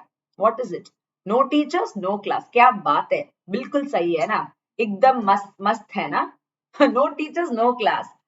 If you see, taking into consideration the COVID-19 pandemic situations, we had the work from home, we had the work from, the education from home and stuffs like that. What you see in now is online classes. It is also from your home. Even I work from my home. That is different. Here you have, you're preparing for the competitive examinations. You're all adults. So this online platform with a better infrastructure facility given by Unacademy is quite acceptable. But for a school child, a KG school or a first, second, third, fourth, fifth, sixth, like that, you can't expect them to adopt to the so-called online education very faster, because they have been going for the regular school curriculum. Starting for a competitive examination, or let's say after 14-15 years of age, you can easily adapt. Not lesser than that. It will be quite difficult, a reality. So now, keeping in mind that, what happened? The state of education report was put forward for our country, India. In that, they said the gross enrollment ratio for primary or elementary school have increased from 81.6 in 2001 to 102.1 2019 and 20. Yes, Nitin? Ma'am ये कौन वाला topic है? हाँ, मैं कौन वाला topic है? वो वाला रिपोर्ट है ना? Indexes or report do come under the purview of economy. It's from PIB, Press Information Bureau. The current affairs of economy है ना? वो इसलिए connected. Clear? Yes, Nitin? Okay. So now, though the gross enrollment ratio has increased for primary education also, guys, you know the retention. What is retention? Retaining capacity, guys. It is only 74.6 for elementary education and 59.6 for secondary education. 100% enrollment is there, but how many people are retaining after 1 year or 2 years? It is not the same number. It is drastically decreasing. So that is not acceptable. Don't you think so? This is the two highlighting points which UNESCO has put forward recently with regard to what? The state of education report for our country, India 2021. Now, what is no teachers and no class wala caption, guys? What is it? No teachers and no class. Here we go. If you see, as far as this particular report is concerned, the number of teachers, okay, 89% of total 1.2 lakh single teacher schools in the country. Where are they? Rural areas. For 10 classes, only one teacher will be there. Lack of availability is the next point over there. And if you see, our country, India, we need 11.16 lakh additional teachers to meet the current shortfall. So employment perspective is much there. It's just that the people are not willing to go and work in rural area. But there is an employment perspective in this perspective as a whole. And can you see this, guys? Tripura. You know, where can you find the least number of women teachers? Tripura. Whereas Chandigarh is leading the chart. They have the highest number of women teachers here. Beautiful place, I should tell you. And if you see, this also talks about the, male-female perspective, employment perspective, because women and man is coming here. And if you see the proportion of teachers are employed in the private sector, that also increased from 21% to 35% from the year 2014 to 19. That is because of good package and good assurability and surety out there. or at least they're getting something better than what they are denied, out in the public sector. Now, talking about the state of education report for our country, India 2021, another important point is now in this COVID-19 pandemic, sab kuch was online. Hai? Pura online hai. Digitalization was really applied in this time, I can tell you. When we spoke about digital India, when we spoke about digitalization, every single sector, this pandemic really proved it. But then not everybody had the facility, guys. That is something to be understood. So if you see, digital infrastructure was not proper. There was a lack of that. So if you see in many of the schools, overall availability of computing device was 22% for all India. Whereas in rural areas, it was quite lower, just 18 compared to urban areas with just 43. What about the internet facilities, guys? The access to internet in the schools was just 19% across India, I'm telling you. Just 14% access to internet only you had in rural area and 42 in urban area. And at the same time, there are a range of issues also.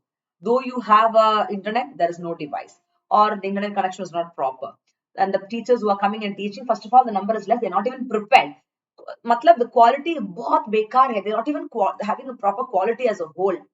That is, do not know how to use the technology, how to operate in digital infrastructure perspective. You do not know how to teach in MS Teams or how to teach in that particular software. And also the lack of resources in Indian language. Many schools and all, they go for the native languages. Only English is out there in the technology devices. Again, that becomes a difficulty for typing or whatever it is. Clear? So sab kuch, lot of issues were over there, guys, I can tell you. So now these all things were brought to limelight in the state of education report for our country, India, as per the 2021 data. So what you can do to overcome this issue? Point number one, recommendation is you can use this for the mains answer writing also. Yes, Abhishek, for the mains answer writing also you can. The focus of this decade or tenure should be on what? It's not on the infrastructure, rather teachers and teaching, because that is the quality of education, guys. You got it? So the focus of this decade should be on teachers and teaching, because the quality of education is a core challenge of the next decade. Now you have technology, you have that, you have this, sab kuch. But what about teachers? What about the quality of teaching? You know, some people, they run behind teachers. They run behind some names. Even for UPSC, I've seen that, guys, oh, this particular faculty does that, does this, wo ye kya hai, pata nahi kya hai, wo ye. But then, you do not understand the real quality of education. Who's really catering to the requirement of UPSC? Who's really molding into that? Sometimes, you got to make, a proper choice. The branding doesn't often help you out. Let's say, for example, many times when people come and tell me, ma'am, best for economy, I tell them one thing. See, it's not best for economy or current affairs. You come for my class. As a student, are you able to cope up with what I teach you? That is one thing. That is a quality there. And second thing is, I don't take in-depth, let's say, page by page, which is absolute bullshit, because are all graduates. What is required for UPSC? From the scratch to the advanced level in one stroke, 360-degree coverage I do, because that is what you require for exam with a practical perspective. If you're okay to learn like this, then come for my class, else don't come. Please, you're free to go for others' class. I don't even mind or bother with that, because it doesn't concern me much. You got the point. So I'm quite up to face. I need not capture people or gather people like that. If you want, you come, because I know what I give has a quality and it will benefit you, because it is 101% pertaining to examination perspective and your knowledge perspective. So success is guaranteed here. So you come, you see and go. Instead of telling, come, I'll do this, I'll do this. What nonsense. No. Even for the plus subscription also, I tell that. You use anybody's code, you get discount here. And every single slide, you can see this now. Use code Nisha is live. For the free class and plus class, same code only. Plus means paid class of Unacademy. But why my code is, if you want to come under my personal mentoring, then come for it. Otherwise, use anybody's code. Problem nahi hai. Wo same discount na you are getting. But if you want to come under my personal guidance, where I'll keep mentoring you, apart from these sessions, that individual focus attentions under my guidance, because for the interview round, that is very important. And for the preparation, some qualities are to be maintained as a candidate, apart from studying alone. You got the point. Then you come for it. Otherwise, no need. You got the point. So these are the real raw truth which I keep telling all my students. I believe in these things, guys. Very raw. That's the whole point. Yes, Abhishek. Yeah. Yes, Pradosh. He joined an academy due to a quality teaching and not institute. I'm connecting best exam. Acha. Oh, kya baat hai. Highly honored. Thank you. No, see, I'm just telling you. See, where Unacademy only offers good things. Teachers like me are there. You understand. So now you focus on that, you get the best. Yes, nothing. Few days ago, ASR report by Pratham NGO also published in education. Yes, yes, they published.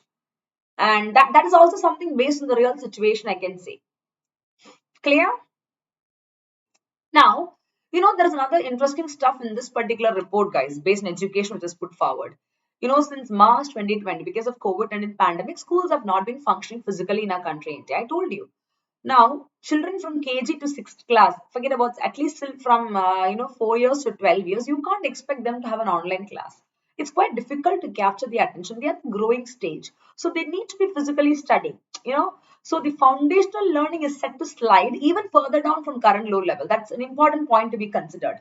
See, you coming for this online class is different. You're all graduates. You're at least 18 plus, or you're used to such kind of technological stuff, and we provide a very good infrastructure with regard to technology also while we teach, but not the KG students, right? That, or let's say the first, second, third, fourth class, they are in the prime age of growing. They need to see things physically. They live in the brain works. Then taking them to online makes a lot of sense. You got the point. This is a reality. So these kind of points were also brought in this particular state of education report for our country, India 2021. That's all, my young officers, with regard to this. Clear? Moving on to the next important topic of the day. Topic number 9 under this marathon series is RBI. Again, from monetary policy, next topic. RBI suspends GSAP. What is GSAP? Government Security Acquisition Program. GSAP. It's called as GSAP. In WhatsApp, you text ASAP. What is ASAP? As soon as possible. Short form HANA. So here GSAP is what? Think about ASAP and GSAP. ASAP is as soon as possible. GSAP is Government Security Acquisition Program. Clear? So now what happened was, like, the central bank of a country, that is RBI, we were halting our bond buying under the GSEC. That is, we said, RBI said that let's halt or keep on hold the bond buying which we used to do under the GSAP, Government Security Acquisition Program. So now what is GSAP basically? You have heard about open market operation, right? What is open market operation? The next current affairs, the static portion, I can tell you. It is one of the quantitative tools or instruments of monetary policy used by RBI to control credit or money supply. Right. So now what is open market operations? It is purchase and sale of government securities in the open market to control money supply inflations accordingly. No money means you'll start purchasing securities from the market, the RBI. More money means they'll start selling the securities from them to the economy. So money is sucked out from the economy. That's how it works. So now the government security acquisition program as an open market operation in the context of purchase and sale of security, I can tell you it has really succeeded in the past because it ensured adequate or proper liquidity. Means what? Money supply. Liquidity means money supply and stabilizing the financial market. But then, if that is the case, why do you think RBI will be halting the bond buying, guys, under this facility called as GSAP? Come on, it makes you think. Now your brains will be thinking. If GSAP is a better option, then why did RBI has halted it? The bond buying facility. Let's quickly have a look into that in detail. If you see, through the GSAP, the Reserve Bank will actually purchase securities worth 1 crore in the first quarter of the financial year, let's say 21-22. And periodically, if you see the RBI, what they'll do is under GSAP, they'll purchase the government bond from market. Okay, through the open market operation. That is what they used to do. So now, in a way, I can tell you that GSAP is also an open market operation. But then, though that is the case also, there is an upfront commitment by RBI to the markets that they will purchase bond worth one particular amount, that is 1 lakh crore. See, though purchase and sale of security is there also, in the GSAP, there is a limitation of 1 lakh crore. That is, RBI is saying will purchase 1 lakh crore. That is a so-called, specific amount that you're mentioning. So this will actually ensure what? A better money supply, or let's say liquidity conditions. Okay, which will stabilize the, market and financial perspective, I can tell. So in addition to the GSAP CUP plan, that is Government Security Acquisition Plan, the central bank RBI will continue to deploy what? The regular operators under LAF. What is LAF? Liquidity Adjustment Facility, the repurchase agreement, where you have repo rate and reverse repo rate. Repo is the rate at which commercial banks will borrow from RBI. Reverse repo rate is the rate at which RBI will borrow from commercial bank, right? So they will even work under that, no doubt in that. That is, they'll start functioning using other instruments as a whole. And if you see under this so-called GSAP, what will happen is that the benefit is that if you have a government security acquisition program, it will help you to reduce the spread between repo rate and yield or income on a 10-year government security. And you are also able to reduce the aggregate total cost of borrowing, guys, from the central and state for the fiscal year 2022. But still, why do you think RBI is suspending GSAP? If these are the benefits, then why? Why, guys? What could be the case? Somewhere or the other, we are caught up. That is why we are halting. Too much of benefits is coming now. So that is why RBI is actually halting or suspending the GSAP, the bond buying program under GSAP. And they prefer to continue through the open market operations generally. Clear? Though GSAP is similar to OMO, it is not the same OMO. There is a few different. That is, GSAP is having a specific amount under which you can purchase and sell. But open market operation, purchase and sell, there is no limit as such, minimum amount as such. That is the whole difference. Clear? Now, moving on to the next topic of the day. Topic number 10 of today's marathon talks about MCT. What is that? Minimum corporate tax. From the keyword corporate, it is companies, the corporate companies, the MNCs, multinational corporates, or TNCs. What is that? Transnational corporates. Either ways you can pronounce them. If you see, why we study this particular topic is 36 countries, including India. Okay. They agree to enforce a minimum corporate tax at the rate of 15. You remember I've taught you this. It's not MCT, I've taught you MAT, minimum alternative tax, which is imposed on the corporates. You remember? It comes under taxation. That is, there are so many companies, you can write it. Minimum alternative tax means there are so many companies who do not pay tax. They show book profits. Okay. And now they show that as if they do not even earn profit. They maintain a book profit account and they show themselves as a zero profit earning company. So they're escaping or evading from payment of tax. They show themselves zero profit now, but in reality, they'll be earning profit. So basically, to bring this company under the purview of the tax net only, as per section 15115JA of income tax perspective, a new tax called as minimum alternative tax is brought in by the government, where these companies who are maintaining the book profits, they'll be brought in the purview of tax and they'll be charged with something called as minimum alternative tax at the rate of 18.5%. But there are exceptions to companies like infrastructures, power, charity, etc., etc. But others have to pay. It is just to find out the collateral of these companies and bringing them under track. Now, that is 18.5%. Now, minimum corporate tax is something where 36 countries, including India, we agree to enforce it. And the rate is at the rate of 15%. And it is an equitable system of taxing profits for all the big companies, guys, in markets where they are earned. If you see, you can even connect this GAFA. What is GAFA? The next current affairs. Google, Apple, Facebook, Amazon, or Google, Amazon, Facebook, Apple cut tax. All the big e-commerce companies, they earn a huge amount of profits, but are they taxed as how they should be? No. So to bring them out only in France, this GAFA was put forward. You understand? So similarly, big multinationals like Apple, Alphabet, and Facebook, as well as the other companies like Nike and Starbucks. Don't you think so? They're funneling profits. They're kind of earning huge amount of profits because they are working or they are operating through low tax jurisdictions to avoid pay taxes. And some of them, they are e-commerce platforms. So now again, they earn huge amount of profits like anything. Yes, Nathan, see, tax sevens, what you said is like 20 years, they can escape from paying taxes. Yeah, they do all collaterals. The capable companies only do such kind of collaterals, no doubt in that. Okay. So now, because of this particular perspective only, the minimum corporate tax at the rate of 15% was actually enforced even in our country, India. You know why this is important, guys? It's a landmark deal. Some of the key points which you should understand and why this is important is because the G7 countries now, they will move very close to the loopholes for all the MNCs. Because the aim is to shift these multinational corporates who are earning huge amount of profit from the low tax jurisdictions to the areas where they are highly taxed. And if you see the OECD, Organization of Economic Cooperation and Development, they have been overseeing tax talks among 140 countries because they want to reduce or curb tax-based erosion. And according to a UK-based tax justice network, you won't believe, our country India, what is the status of us? Oh my goodness, we are suffering an annual or yearly loss of $10.3 billion from the global tax abuse. So now we are losing so much of revenue, my young officers. Do you think this is legally supported? To be supported? No, this cannot be the case. We really want to make sure that we are coming out of this. Clear? $427 billion every year, guys. Our country, India, we are losing to tax havens. So that is actually the revenue we are supposed to get. Only when there is a public revenue through taxation, you'll be able to make expenditure for your country for the various developmental perspectives, starting from infrastructure to other perspective.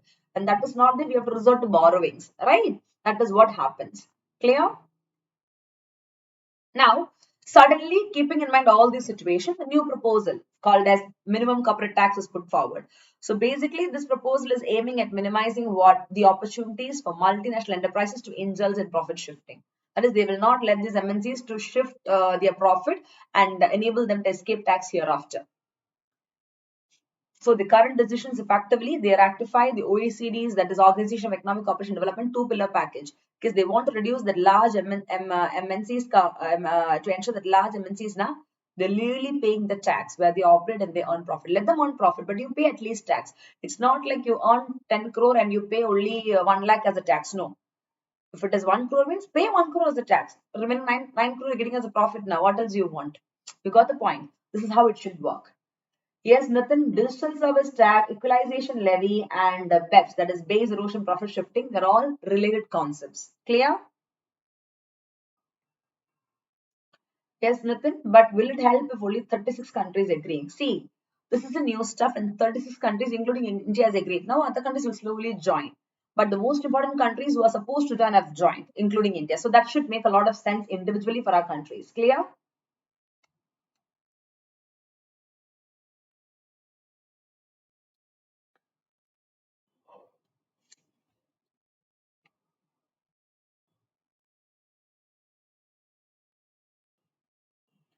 So thus, though this 15% is put forward also, the 15% floor under the corporate tax will come in from which year? 2023. Provided all countries move such legislation. You understand? So, as you said, though 36 countries have agreed, including India, the so-called 15% floor that will be happening only if every country is approving such kind of legislation. Clear? Yes, Mary Abhishek, perfect. Now, if you see the important countries which join the deal, like they have, like let's say for example, Kenya, Nigeria, Pakistan, Sri Lanka, and all, they've not even joined. That is actually another important point to be considered because they're all actually require, such kind of minimum corporate tax at the rate of 15%. Because many, companies they are evading and escaping from paying the taxes. Now, the question what you asked me, Nitin, digital tax and equalization, actually it comes under the challenges and concerns of this particular topic. Let me tell you, it is not that easy to get the concerns of everybody. See, just like a class, you can't expect everybody to like you. Don't you think so? See, all the fingers in your hands are different. So does the people. Some may like you, some may not like you, but that doesn't bother you. It shouldn't at all bother you. Let me tell you that. Similarly, to make every single country agree to this minimum corporate tax at the rate of 15% is a big task. Bringing consensus among them is also a big task because it is the sovereign right of every single nation to decide their country's tax policy. So something has to be understood in that context. That is a big challenge, guys, to implement this MCT, that is minimum corporate tax. Second is with regard to country India. See, our country India, we're close to deciding the specifics of two-pillar proposal. And though we agreed also, still discussions are going on. And sometimes if we are agreeing to minimum corporate tax at the rate of 15%, which we already agreed, now we may even have to withdraw the existing digital tax or equalization levy. Digital tax is called as equalization levy, Hannah, because if the global tax deal is coming through, then why do we need equalization or let's say digital tax? You got the point. Then we have to withdraw from it. That is also another challenge and concern. Clear? So you cannot have all things together now. If you take one, one has to go on. See, you may like to become an IAS as well as IPS or let's say IFS also. But you can only sit in one service. You can sit in three services at the same time. Similarly, if minimum corporate tax has been coming up, then obviously a country will have to withdraw the digital tax utilization levy. Because that is how it works. Clear?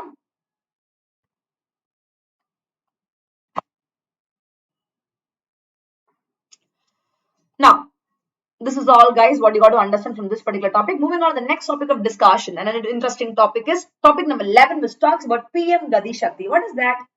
This I've taught you for the editorials, guys. If you see the historic event for the infrastructure landscape of our country, India, our Prime Minister, okay, He launched PM Gadi Shakti. It is actually a national master plan for multi-modal connectivity. Basically, for the infrastructure perspective, this was launched by our PM, I can tell you. So now, why do you think such kind of PM Gadi Shakti is required?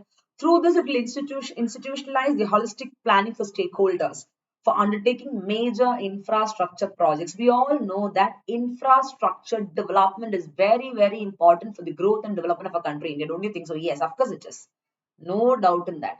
So now, through such kind of PM Gadi Shakti, okay, we are able to institutionalize the holistic planning for stakeholders, guys, where we are able to, contribute better for the infrastructure projects. Clear?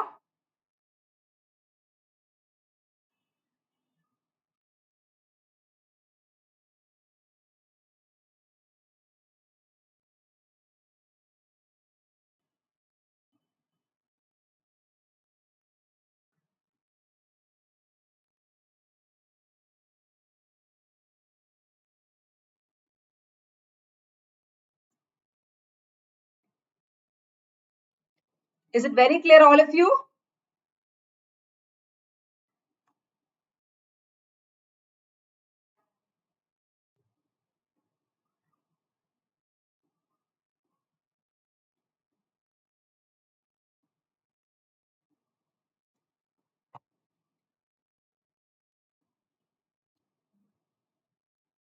Yes, Nitin, highly talked topic. Of course, it is a highly talked topic because these kind of topics are always there in the editorials. Because when I take editorial classes for you, I do make a point, of discussing the same as a whole.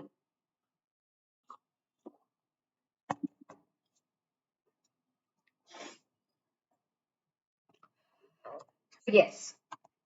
Now, talking about the PM Gadi Shakti, I can tell you that what they did is like this particular project, okay, instead of planning and designing separately in silos and all, what they said is whatever projects, infrastructure projects that will be put forward in the Gadi Shakti, they'll be designed and executed with a common vision or plan. So you can work on in a better perspective. And I can tell you that this PM or Pradhan Mantri Ka Gadi Shakti is a result of our Prime Minister's constant endeavor because he is focusing on building the next generation infrastructure, which will actually focus on improving the ease of living as well as ease of doing business. When you have these two perspectives, automatically the living standard of the people increases. At the same time, will be able to contribute to the GDP per capita output, leading to growth and development. So that is the whole idea with regard to such kind of PM Gadi Shakti Wala project. Clear? Now, let's quickly have a look into which are the projects or the areas that will come under the PM Gadi Shakti. Though we talk about infrastructure also, we have economic and social infrastructure at a greater level. So let's quickly have a look into the coverage of the infrastructure programs under PM Gadi Shakti. If you see, what they will do is the coverage of this particular program is it will incorporate the infrastructure schemes of various ministries and state government, like the Udan scheme, Uddesh का आम नागरिक का scheme, Bharat Mala for the road, Sagar Mala for sea, inland waterways, dry land ports, etc., etc. So all the major infrastructure projects, they got roads, railways, seaways, ports, सब कुछ has been connected. And if you see, they will even focus on economic zones like textile clusters, pharmaceutical clusters, defense corridors, electronic parks, industrial corridors, fishing clusters, agriculture zones. All these are again the booming areas where a lot of importance have to be given because they come under the exclusive economic zones, or let's say the special economic zones or the coastal economic zones. So these will be covered. And at the same time, the PM Gati Shakti will also leverage technology extensively, I can tell you. And for that, they will include some spatial planning tools with the ISR imagery. For that, you need the help of BISAG, that is Bhaskaracharya National Institute for Space Application and Geoinformatics.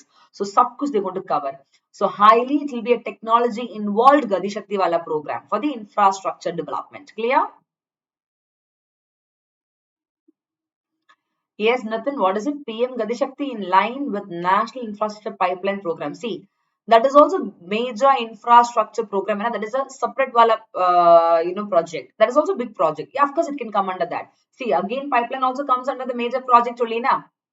Yeah, yes. As you said, Nathan, it is a melody of big projects. बहुत वाला बसारा का melody है ना? Like unending melody, I can tell you. But a brilliant project here. Believe me, a brilliant scheme, I should tell you. This is not a joke. Have you ever seen such kind of project before? Definitely no. है ना? It's a good thing, provided you're focusing on the same way or you're kind of taking it on the same perspective. Now, there are 6 pillars of this Pradhan Mantri Gati Shakti program. One is comprehensiveness in coverage. They make sure that they are working on a decentralized perspective involving all the departments and ministries as a whole, the existing one. So they're quite comprehensive in their coverage. Second is they'll start prioritizing the projects through cross-sectoral interactions. Third pillar of Pradhan Mantri Gati Shakti is optimization or maximization of projects. For that, you have to identify the critical gap and then focus on it. Next is synchronization. Kind of you're synchronizing or combining the activity of every single department. So you'll be able to understand where to focus, where not to focus and all. Next is having analytical understanding. Okay, for executing it properly. And next is dynamic. Kind of all the ministries and departments who are a part of this, they would be able to visualize, review and monitor the progress of the cross-sector projects through GIS platforms. Clear? Yes, Nathan, what a joke of the day. Ma'am, Modi ji increasing our syllabus, don't you think so? See, he is increasing the syllabus and not increasing the syllabus. So many things are coming up. Hopefully, it has been executed in the proper way. It's not like putting something and then leaving it half the way. It doesn't look nice, Hannah. It has to be in a flow. What matters is the consistency, the persistency, and how you're taking it forward to the next level. That's what we tell in UPSC also, Hannah. How consistent are you in your preparation? Some people say that, Ari, I'm just doing my schooling. Why do you want me to prepare for UPSC right now? If you want to write your exam at the age of 21, write from 12th class. When you're, or let's say from 11th class itself, you have to prepare. Or let's say 12th class, get a 3-year subscription, 1, 2, 3, along with your school preparation, focus this also. It becomes quite easy. So even if you don't get in your first attempt also, that is okay. At least you prepared for so many years, so damn sure in the second attempt you're going to get it. The biggest mistake what people does is after the graduation they'll go to preparation. See, as you grow now, your memory capacity also decreases. Let me tell you that. Okay. That is a 9th or a 10th class student, a 14 or 15-year-old child can grasp things 2x times faster than what a 22 to 25 or 30-year-old individual can do. And if a 25 to 30-year-old individual, or let's say 22 or to 30-year individual has grasping power, depends upon what he or she has been working when they were 10 to 15 years, or let's say when they were 8 to 15 years, or let's say 16 to 17 years, I can tell you. What you do those days, it automatically you're like a machine, you're improving your performances. So your grasping power keeps increasing. You got the point. Simple logic. Really, I'm telling you this. If you are so lazy in your school and then college and then you go, come on, doesn't work. You will not be able to perform well. It doesn't mean that you have to be a topper. It is about the way you understand and learn things. You understand. So that is something which matters a lot. It is actually having a huge impact on your brain. A 30-year-old individual, I'll say 25-year-old boy or girl, for them to be so having a very good, excellent grasping power, for that, they would have started the preparations when they were in school itself at the younger ages. Because that practice is making them so good today. If they've not done all those things, whatever X, Y, Z, you twist your head, you do whatever also, 70% only will go to your brains. I'll write and give this to you. This is a psychometry test. If you take also, you'll get to know this. 100% will never come. This is a proven thing psychologically also. That is why they keep telling in schooling, study, study, study. At least be consistent, be consistent. And especially to the college students who are in the age of 17, 18, 19. The degree were 3 years now, because that is the end year for you. After that, now when you go to your PG, nothing will go to your brain. That is the only solid 3-year period where you can really shine. Till then you have time. After that, no, aisa nahi hai. Some students are very smart. From their schooling, they start preparation for UPSC. So those 3 years they utilizing college years. And when they write in the first attempt, they crack it. Really, I'm telling you this. Some are very smart. They follow the mentoring what we say. Really. Anyways.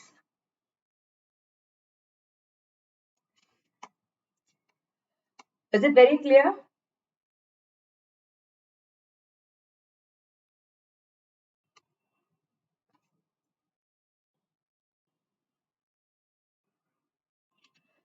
Now, what do you think could be the importance of this Pradhan Mantri Gati Shakti program, my young officers? We all know that the importance of the need for this is it's a multi-modal connectivity program because they're providing a kind of integrated connectivity for movement of people, goods and service. from one mode of transport to another. Don't you think so? Yes. And it is a kind of program which has an impact on every single infrastructure models of development. So they will facilitate what? The last mile connectivity of infrastructure. At the same time, you'll be able to connect very faster. So you're able to reduce the travel time as well. You're saving a lot of time due to the very vast infrastructure development in rails, roads, and airways and portways that we do. Clear? That's it. Here we have a very, very interesting topic, guys. Topic number 12. It talks about Henley Passport Index 2021. What is that?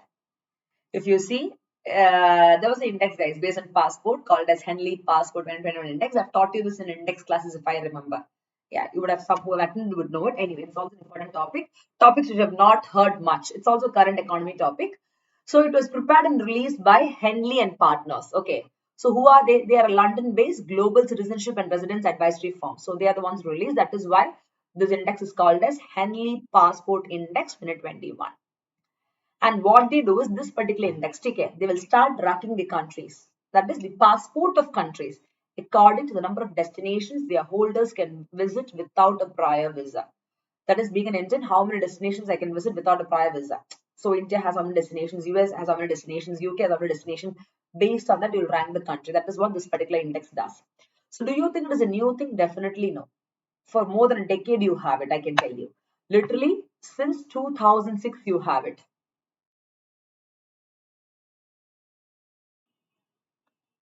Okay, and this index, what they do is they'll rank passport based on their power and mobility. Again, that is based on analysis of something called as exclusive data that you take from IATA. That is International Air Transport Associations. All the aviation students should be knowing this IATA because people have IATA quizzes also. Is any aviation student in the class? There should be. Anyways. And basically, if you see this index now, they keep on updating them in real time. And that is according to countries' visa policy changes, and they cover, let's say, 227 destinations and 199 passports. One point less for 200, I can say. This is how this index is all about. So what this Henley Passport Index does is, they assume only the passport of citizens of the country. And it is not for any diplomatic, emergency, or temporary in nature. Yeah, that is also to be considered. Clear?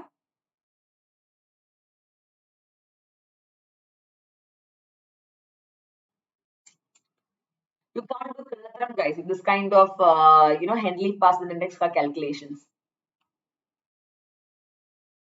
Now, why this is important is because the number of destinations that you can visit, okay, from your country without prior visas, what do you think could be the rank of a country, India? A lot of people visit a country, India, as a part of tourism. Again, you can connect this to tourism perspective also. But then, with regard to our accessibility to other countries, people go there, people go here, all these things are there. But what could be the rank? Do you think we have a higher rank or a lower rank? Be honest. People are thinking, Hannah, here we go. If you see, as far as the findings is concerned, that is Henley Passport Index ka findings, compared to 2020, okay, the rank of a country, India, we slipped by 6 places to 90th position. We were actually in, 80, I think 84 we were. But now instead of decreasing to 80 or let's say 76, we have slipped to 90th, guys. And if you see, the country Japan has done so brilliantly, guys. For the third consecutive or continuous year, Japan has secured the top position. And the first position is shared not only by Japan but also Singapore. Third consecutive year, they're doing great. And this year, if you see, along with Japan, Singapore is also occupying the place. For what? Henley Passport Index. Clear? But whichever countries that is least popular, you cannot, that is the countries which cannot visit other countries without a prior, visa approval and all. Of course, the war proven countries like Afghanistan, Iraq, Syria, Pakistan, and Yemen. And of course, Pakistan is a shock to all of you. Afghan, Iran, Syria, and all, what is happening, the Taliban issue, that, this, etc. But Pakistan, yeah, more or less, they're near India and things were okay there. But then, as per the FATF, again, the next current affairs, what is that Financial Action Task Force, FATF? Okay, according to them, even today, as per the 2021 data, Pakistan is put up in the grey list. Previously, they were blacklist, then they were grey list. Again, they are in the grey list. That is out of 27 indicators. Okay, only 21 indicators they could satisfy. that is based on money laundering and terrorist financing. They will rank countries. If you see, the Financial Action Task Force work against money laundering, and they are basically for anti-terrorist financing. They are for anti-money laundering and for capturing the terrorist financing people and all, or countries and all. Pakistan was found to be involved in money laundering activities and funding terrorism activities. So again, they are put up in the grey list. When you are in the grey list, the whole point is no other countries will help you guys. But if you see, though there is a case also, the economy of Pakistan has not come down. Okay, that is to be noted. हाँ, economy of Pakistan ऐसा नहीं है, वो इतना कम नहीं है. क्यों मतलब? Who is helping them? Now, connect your IR, that is international relations here. Who is the one who is supporting, Pakistan, guys? The close friend of India. कौन सा close friend है? Close friend, huh? Oh my goodness. Kutta Billi ka fight is happening, hai na? Matlab China. If you see, I was just making a sarcastic statement, not a close friend, the opposite of it. The close friend, they act to be a close friend, but they're the real shagunis behind everything. That is China. We all know that, hai na? Today the close friend is USA, that is different. But then the closest people for Pakistan is China now. China, because they want to somehow go against India and the other countries. Now they're catching hold of Pakistan because Pakistan has a cold war with India for long years, especially the POK issue. Pakistan occupied Kashmir issue, na, that is on the rise. You got the point. So now that is the reason why the economy is not coming down. But in all these perspectives, guys, that is the indexes and all, they are ranking low only. Clear? And Afghanistan, the next current affairs is connect them to the Taliban wala issue. Clear? The Taliban wala issue, you can connect it. We have done n number of editorial articles based on the same. In today's editorial class also, come for the class, we'll have sessions based on that.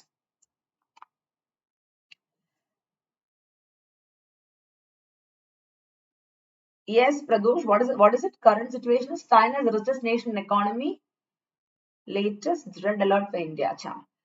See, this rich and poor na, shoe like this will come down. China will do anything to become superpower nation. That all we know. That is why we don't support them. That is why be it Japan, be it USA, be it Australia, be it UK, all the countries have joined hands with India to go against China because all of them are having a cold war with them, especially after this pandemic.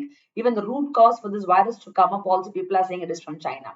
They have a strong intuition, and yes, it is a truth. We also know, due to which China has been the blackhead in every other country's eyes. Clear?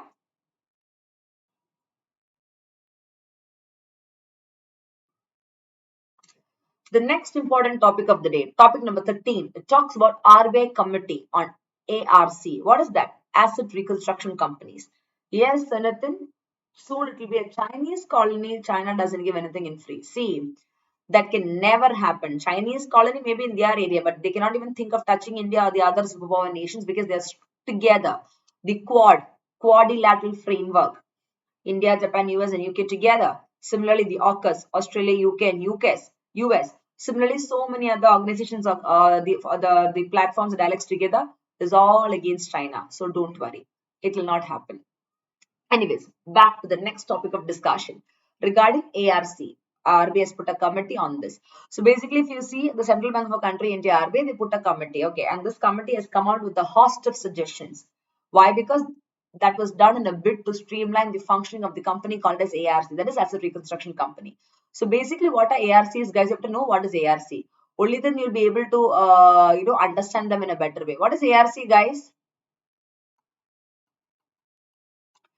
What is the Asset Reconstruction Company?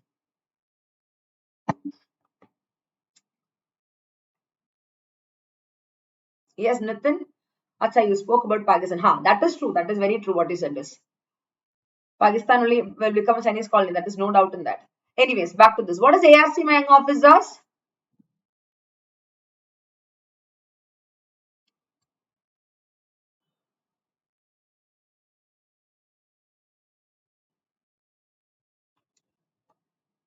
No one. I've taught you many, many times. From the keyword asset reconstruction company, they are a financial company. Remember? I can see Nitin saying Kabaddi Wala of banks. Oh, aisa nahi hai. Listen. Asset reconstruction company means they are a specialized financial institutions. Okay, you can write it. Now, this ARC being a specialized financial institutions, what they do is they actually buy the NPA, or let's say they buy the bad loan or non-performing assets from the banks and also financial institutions. Why? Because they will be able to clean up their balance sheet.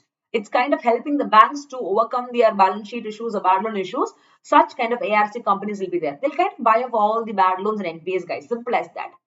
So now when this is happening, let's say for example, an asset reconstruction company is taking the bad loans or NPA from one particular commercial bank. Automatically, this particular commercial bank is able to concentrate in the normal banking activities because they are not having any more debt. And the banks, rather than going as going after the defaulters by wasting their time and effort, now they can clear off all their bad assets to the ARCs at a mutually agreed value. Clear? So it's basically asset reconstruction company is put forward to manage and sell the bad assets. You can write it is to manage and sell what? Manage and sell the bad assets. Okay. And they always want to resolve what? They always want to resolve the stressed assets of, let's say, 2.2 lakh crore, etc. Clear? And don't you think so? This kind of ARC, it is considered as the government's version of a bank loan, and yes, it will be cleared off by these companies. Clear? And why we study this is, guys, if you see, even in the budget of 2021 also, the asset reconstruction company, okay, they have been proposed to be set up by the state-owned and private sector banks, and there will be no equity contribution from the government. In that particular context only, this topic was in news. And now recently again, the Central Bank of a country, in the view of the monetary policy perspective and the bad loan and NPA issue, that is non-performing assets issue, they said a committee on ARC will be put forward. Clear? Perfect. So having understood the concept, it will be easy for you to understand why you study that, because that makes a lot of sense, my young officers, that is why. So now if you see, as far as the performance of the ARC is concerned, okay, it has remained lackluster, I can tell you, both be it ensuring recovery and revival business. And it is not that efficient where you can say huge progress, but still the lenders could recover around 14.29% of the amount owed by the borrowers, in respect of whatever stressed or bad assets they sold to ARCs for the period 2004 to 13. But somehow they are able to manage. Now, to improve the performance of this ARC asset reconstruction company, the RBI, they appointed a committee. And that committee was headed by a person called Sudarshan Sen. And so this person was supposed to examine the issues and then recommend or suggest measures for enabling the asset reconstruction companies to meet the growing requirements of the financial sector.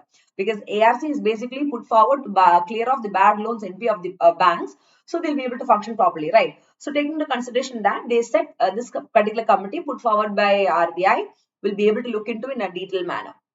So what are the suggestions, guys? The new committee by Sudarshanan on asset reconstruction perspective by RBI, they suggested online platform for the sale of what? Stressed assets. Now, this is basically taking into consideration the need for transparency and uniformity of process and sale of all these stressed assets, guys, which you actually give it to the ARC, all the bad loans and all. So the committee put forward by RBI is feeling that an online platform will have a more transparency, security and all with regard to the sale of stressed assets or bad loans or NPA. Clear? So work can be carried out more diligently. Next is expanding the scope of Sarfarazi Act. What is Sarfarazi Act, by the way? What is Sarfarazi Act, my young officers? What is the full form of Sarfarazi? The Securitization and Reconstruction of Financial Assets and Enforcement of Security Interest Act. It was put forward in the year 2002. I repeat, the Securitization and Reconstruction of what? Financial Assets and Enforcement of Security Interest. That is the full form of Sarfarazi. It was put forward in the year 2002. Clear? And that is actually something, this act only provides a legal basis for the setting up of what? The asset reconstruction companies for our country, India. So what this act does is, the Sarfarazi Act, they will actually help reconstruction of all the NP, non-performing assets or bad assets without the intervention of court. They themselves will do it. Clear? Since then, I can tell you a large number of banks, large number of asset reconstruction companies were formed and were registered with the RBI. They got the power to regulate the ARCs. Clear? Did you understand? The legal basis for the ARC, that is Asset Reconstruction Companies, is the Sarfarazi Act of 2002. That is why it has been brought in. Simple as that. Clear?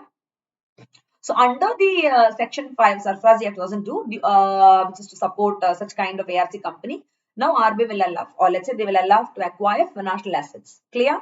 That is for the purpose of reconstruction, not just from the banks and financial institutions, but also from entities, which is noted by the RBI. Now, under the proposed powers, the new things by RBI is that the RBI said that, okay, hereafter they will permit the asset reconstruction company to acquire financial assets from all the regulated entities. And now that will consist of even the alternative investment fund, then foreign portfolio investors, asset management companies, then mutual funds, then non-banking financial company, etc., etc. The things which were not in the purview before has been brought into the purview as per the new committee put forward by RBI on the asset reconstruction company nature or perspective. Clear?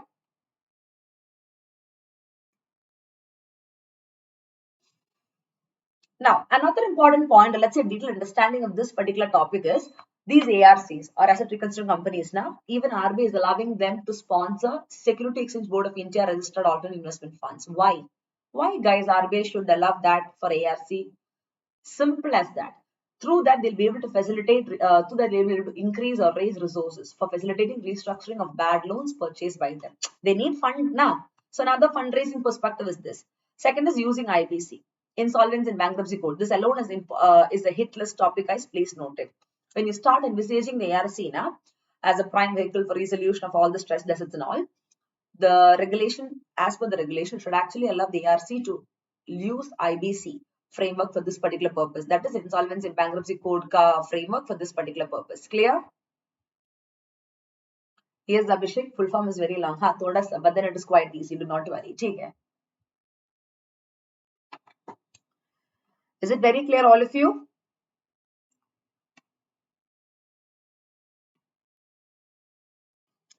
Another important point is that large loans are there, guys,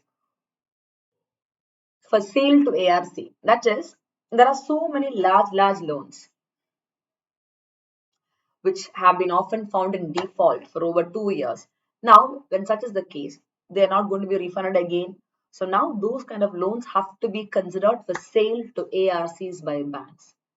And in such kind of situation, the final approval of the reserve price that should be given by high-level committee again. That is also another important recommendations of this particular committee put forward by RBI under the Sudarshan and Sen on asset reconstruction company. Clear? And we also mentioned about the reserve price because they play a very important or critical role in ensuring true price discovery in auctions, which has been exclusively conducted for the sale of stressed assets. Because these stressed assets are bought by ARC now. So now the sale of them is again in the context of what reserve price, and that is again in the context of ARC, that is asset reconstruction company. Clear? And now the new committee of RBI guys on ARC, they even said that if 66% of lenders, okay, supposing if they decide to accept an offer which is given by ARC now, and the same has been binding on the remaining lenders, it can be implemented just within 60 days, 2 months of approval, because majority of lenders have agreed for the same. So what is aggregate debt, by the way? It means total of principal and interest which is owed by the debtor to the creditors at the time of execution of debt settlement agreement. That is, when you are settling the debt, whatever is the principal interest that is remaining, that is called as aggregate debt. Clear?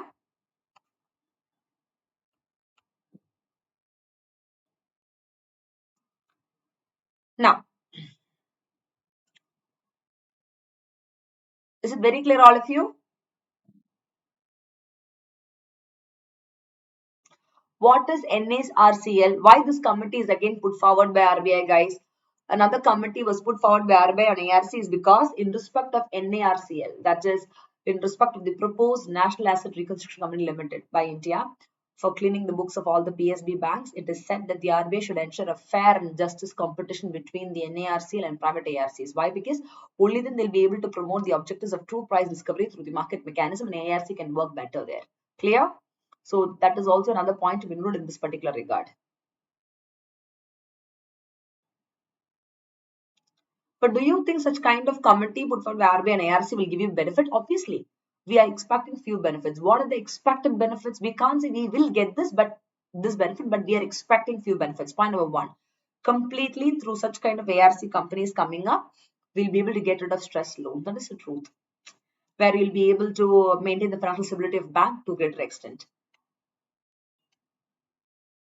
Next is help ARC to raise the resources. That is, you'll be able to tap different categories of market participants who are eligible for investment in security receipts and all. So when the recommendations are timely, it will automatically help the RSCs to do that. And if you see many a times, banks are also being incentivized for sale of NPA early. So when the ARCs are buying it, they're getting some incentive, they're clearing the debts, at the same time they're getting incentives as well. Clear? That is enough, guys. Not much is required. Those many topics are fine. The next important topic of the day, the current economy topic of the day, is based on Leeds Wala report. What is that Leeds report?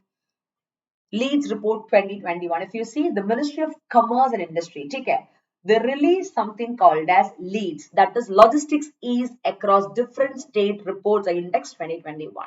So now we know that logistics sector is having a huge market in our country these days, and we are doing great in this particular sector, right? We have the logistics park, we have that, this, etc. So now, since logistics comes on industry perspective, the Ministry of Commerce and Industry has released this particular index called as Leeds Index or Report 2021. So what is the aim of such kind of report buying officers? They want to gauge the logistics performance of all the states and UTs, and they want to start identifying those areas where they can actually improve the logistics performance, because logistics is a growing area and we are doing great in that. So which are the areas you have to identify and then start working on it. And since 2018, this particular Leeds Index or report was launched. Clear? It's not a new thing. It's been there for some 2 to 3 years. So now under the Leeds, or let's say Logistics Wala report or index, what they do is all the states, okay, they rank them. And this ranking is based on few parameters like quality and capacity of key infrastructure. It's not just the quantity, rather how many infrastructure, no. Rather, how many quality infrastructure development is there and what is the capacity as a whole, like road, rail, warehousing, as well as operational ease of logistics, which includes security of cargo, speed of terminal service, and also regulatory Wala approach. Clear? Yes, Nathan, Gujarat is at the top, no doubt in that. Yeah, that is the truth. And this particular Leeds Wala report, the Logistic Wala report, they're structured along the 3 dimensions. Okay. And that is actually or collectively influencing logistics Wala ease, like infrastructure, services, and operating regulatory environment. Again, that has been categorized into 17 parameters for a better understanding of the performance of logistics sector in our country, India.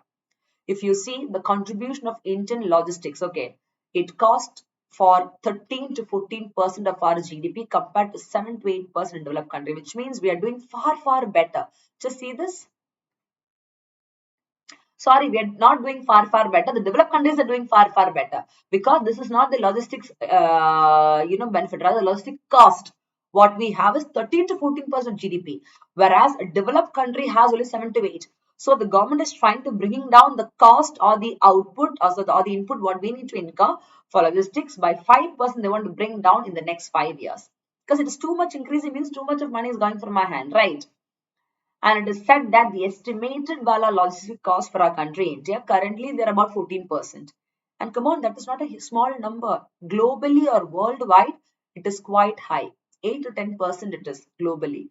It is 3 to 4 times more than that, which means it's quite high in our country, India. And it is not just the development of logistics Wala sector. Rather, efficient logistics is very important or pivotal, because only then we'll be able to bring ease and empowerment to business as well as citizens. So I can tell you that logistics, they contribute immensely in our fight against COVID-19. For that, they were taking essential supplies, including liquid medical oxygen, throughout the country. And that happened during the second wave of this particular pandemic as a whole. So which means even in the pandemic situations, as a fight for that, the logistics sector has really helped us, because the liquid medical oxygen supplies, come on, that was again actively contributed from the sector called as logistics again. So that is also another point to be noted, and that is also projected in the 2021 report of Leeds. Clear? Yes, Nathan, we have to reduce the extra wala cost, no doubt in that. Now, as you all told me, you said Gujarat is the top performer. If you see, as far as the data are concerned within our Indian states, okay, who are the top performers for this logistics wala sector, guys? Within our country, India, Gujarat ranks #1, followed by Haryana, and third is Punjab. I can tell you they have emerged as the top performers in the Leeds 2021 index respectively. And I can tell you for the third time in a year, okay, for the third time in the year, Gujarat has done amazingly great. And they remain on the top of the rankings, no doubt in that. And compared to the UTs or Union Territories, Delhi stands at the top. No doubt in that again. Clear?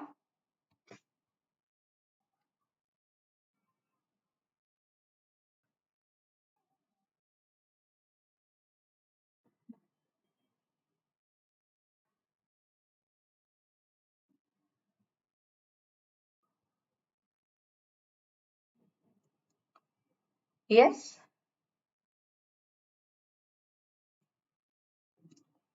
All clear, my young officers?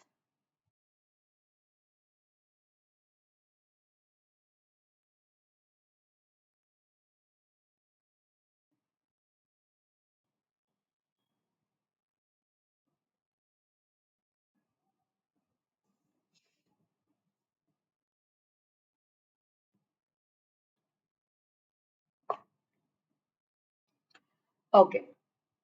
Yes, Nitin, what is it? Why not any southern states in top three? I'm a little skeptical. See, though logistics has done great, or let's say it's been quite favorable for the southern states also, compared to the statistical data, the the northern states have done much better.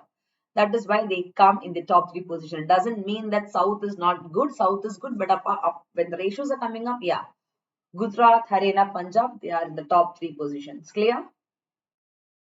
That is enough. Moving on to the next topic of the day, topic number 15th of the day. It talks about GRII. What is that? Global Resilience Index Initiative. Actually, this is indeed a very interesting topic. This is in lieu with your climate as well. That is the COP conference, Conference of Party 26, which happened in Glasgow last week. Okay, in lieu of that it is. So now this Global Resilience Index Initiative, it was launched during the UNFCCC Conference of Parties. What is UNFCCC ka full form? United Nations Framework Convention on Climate Change, right? So as per the COP26 adoption day, that is 8th November 21, it was launched. And I can tell you that this GRII, it will be the world's first curated open source reference index. That is again another feather to the hat for this particular index called as Global Resilience Index Initiative. And why do you think, guys, recently at the Glasgow COP26 summit, this was introduced?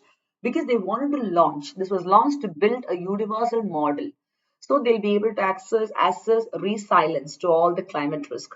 We know that climate risk is a burning issue these days, not only for our country, India, but for the entire globe. So a kind of resilience to such kind of risk is very important. So such kind of universal model for the entire globe is quite important. Clear? That is why the very reason COP Conference 26 now it was brought in at Glasgow. You remember many editorial articles we discussed. What was India's highlights and promises that we did on the Glasgow? Some of the promises done by us was quite hypothetical. Some we were over and above the assumption rates. Instead of 2050, we made it 2070 some promises. So all these in the editorial articles I've taught you. Those who have missed these classes, please go and watch. I've even shown you a dinosaurs video in the YouTube. Remember, UN was addressing in the UN dinosaurs coming addressing. I've shown you that video towards the end as well.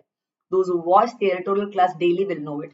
Every day, 8:30 p.m. you have. So today, since the marathon is happening, the daily night editorial analysis will happen at 10. Because by 9:30, we'll be winding up this session another half an hour. So 9 to 10 maximum. So by 10 or 10:15, we'll start the editorials. Clear?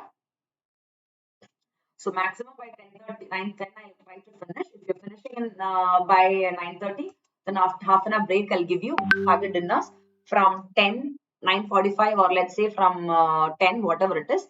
For another 1.5 hour, you'll have the editorial. Now, today's editorial, it will be for 1.5 to 2 hours because we'll be doing today's plus yesterday's articles together. Yesterday, we didn't have a class due to a technical reason. So, today's plus yesterday's article together, we'll be doing. Clear? So do come for that class as well. For the editorials, don't miss it. Okay.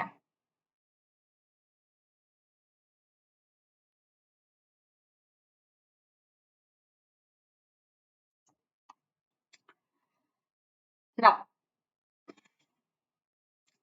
talking about the Global Resilience Index Initiative, again, if you see what they will do is they'll provide reference data on the climate and natural hazard risk. Why? Because they want to inform and protect populations and economies. Guys, it's very important. Even a country, India, don't you think so? We have been suffering a lot because of this climate issues. Of course, we are. So now such kind of index is going to give us a data with regard to climate and also the other natural hazards.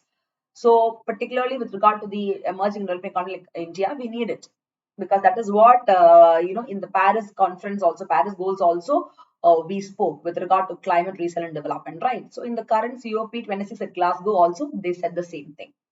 So such kind of index initiative, I can tell you, that is Global Resilience Index Initiative. We can even use them in aggregated risk management across sectors and geographies. Clear?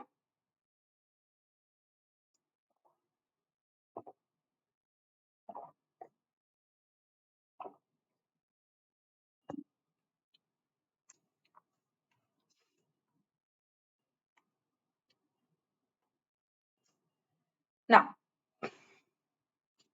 yes, Achintya, are we having editorial sessions? Of course, Achintya, after this marathon at 9:30, from 10 to 12 you have. 11 to 12, 2 hours you'll have editorials. Clear? You can come for that. Now, what could be the goal of such kind of global resilience kind of initiative, my officers? See, the coalition actually, they want to achieve two immediate goals. You know, what is that?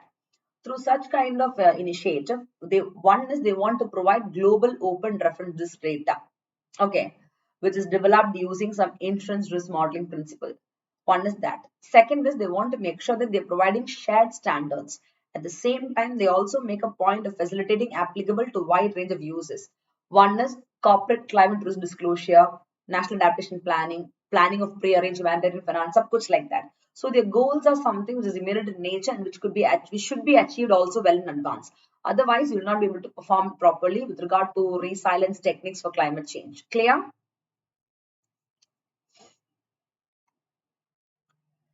Now, the next important hot topic of the day is topic number 16 for the special economy marathon series, air quality in city drops to poor category.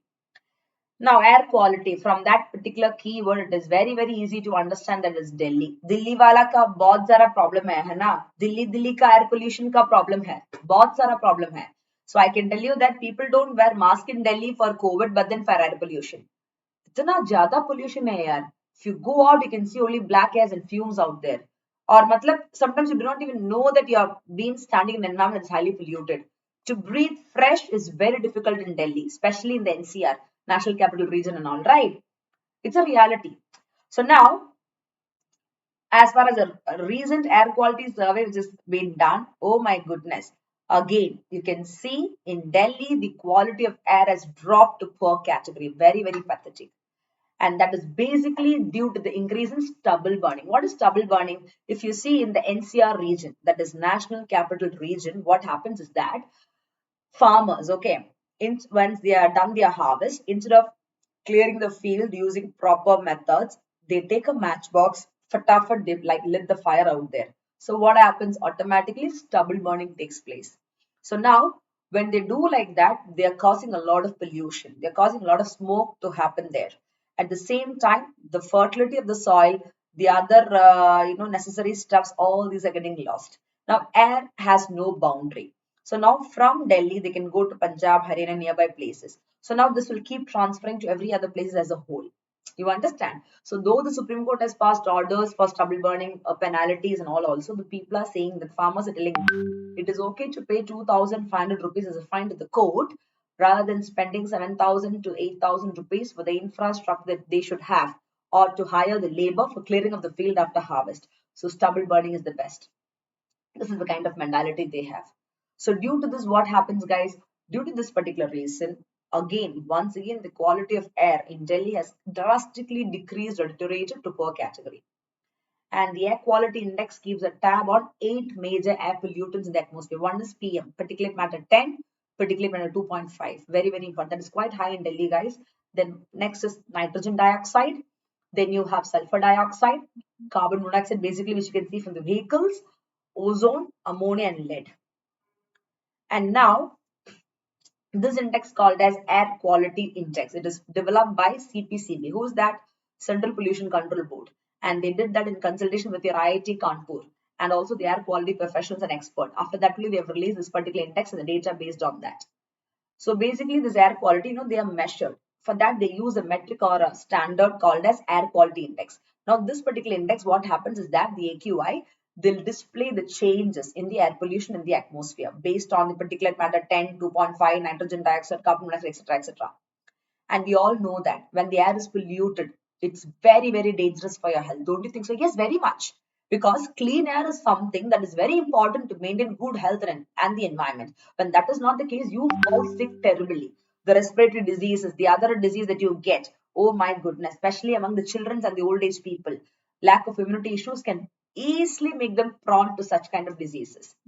And if I can tell you that our atmosphere, we are predominantly made of two important gases, right? Which is very important for life on Earth, oxygen and nitrogen. Now imagine when these are mixed up with all the pollutants, what happens to your health? Drastically and terribly difficult, right? Yes, Abhishek, Bhayangar wala pollution. Ah, theek hai, sahi hai. It's not Bhayangar, it's like, खतरनाक वाला pollution I should tell you, because बहुत like भूत वाला perspective ना, the pollution is also खतरनाक है. Yes, within Delhi में सारा problem है, no doubt in that. It's a truth as well, no doubt in that. Now, you can just go through, guys. AQI keeps a tab on 8 major air pollutants, which I've just given you once again a point wise for you to understand. So in your prelims examination, okay, in consider the following statements and match the following. Sometimes, or let's say, in consider the following pairs or options, they can give like this: PM10, 2.5 NO2. They can confuse you with NO2 and CO2 and all. So don't get confused. So understand this, automatically you'll be able to mark the answers rightly. These may appear very simple to you, but UPSC they'll twist your brains by giving you tricky options in such kind of questions as a whole. Clear?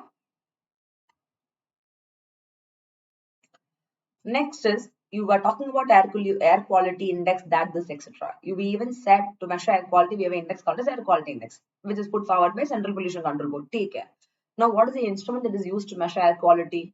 There are so many instruments. Out of that, the most commonly used is PEC RCM 05, PCHFX 100, PCRCM 8.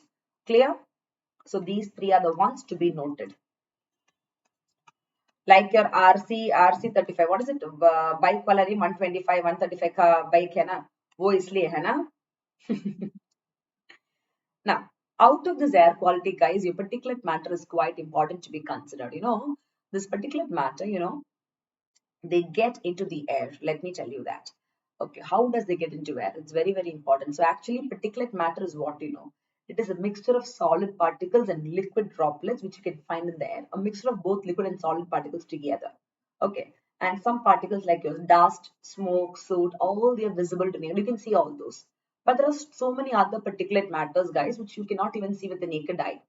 We can see them only by electronic microscope. Some of the sources of PM or particulate matter, they are construction sites, fire, fields, unpaved roads and all. So now what happens is that most of these particles, they are formed because of the complex reactions of chemicals like sulfur dioxide and also nitrogen oxide.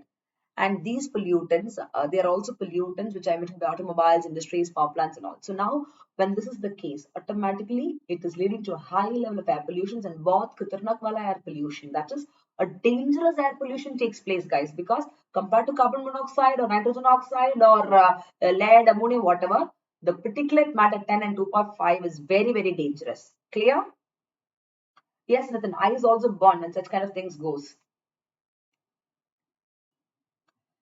So thus, if you see, there was another national air quality index, guys, and that was launched since 2014. Why? Because they want to rank or measure the air quality, and that was in terms of 6 categories. What are they? Is the air quality good? Second, satisfactory. Third, moderately polluted. 4, poor. 5, very poor. And 6, severe. Thank God, at least the country India, we are in the poor category. Out of 6, we are in the 4th. At least we are not very poor or severe. We were, but we have done some improvements, and though we are in the poor category also, we are not very poor and severe. Thanks to that particular perspective, anyways. But that is again very pathetic to know that, guys, we are still in the poor category. Okay. So I told you that CPCB is the one who develops the air quality index. So they does it with consultation with the IIT Kanpur and also air quality professionals and experts. So what the people do is, in this, they rank or categorize cities and states in the range of 0 to 500 in a scale. Okay, 0 to 500 they measure. And now based on that they tell what is their quality.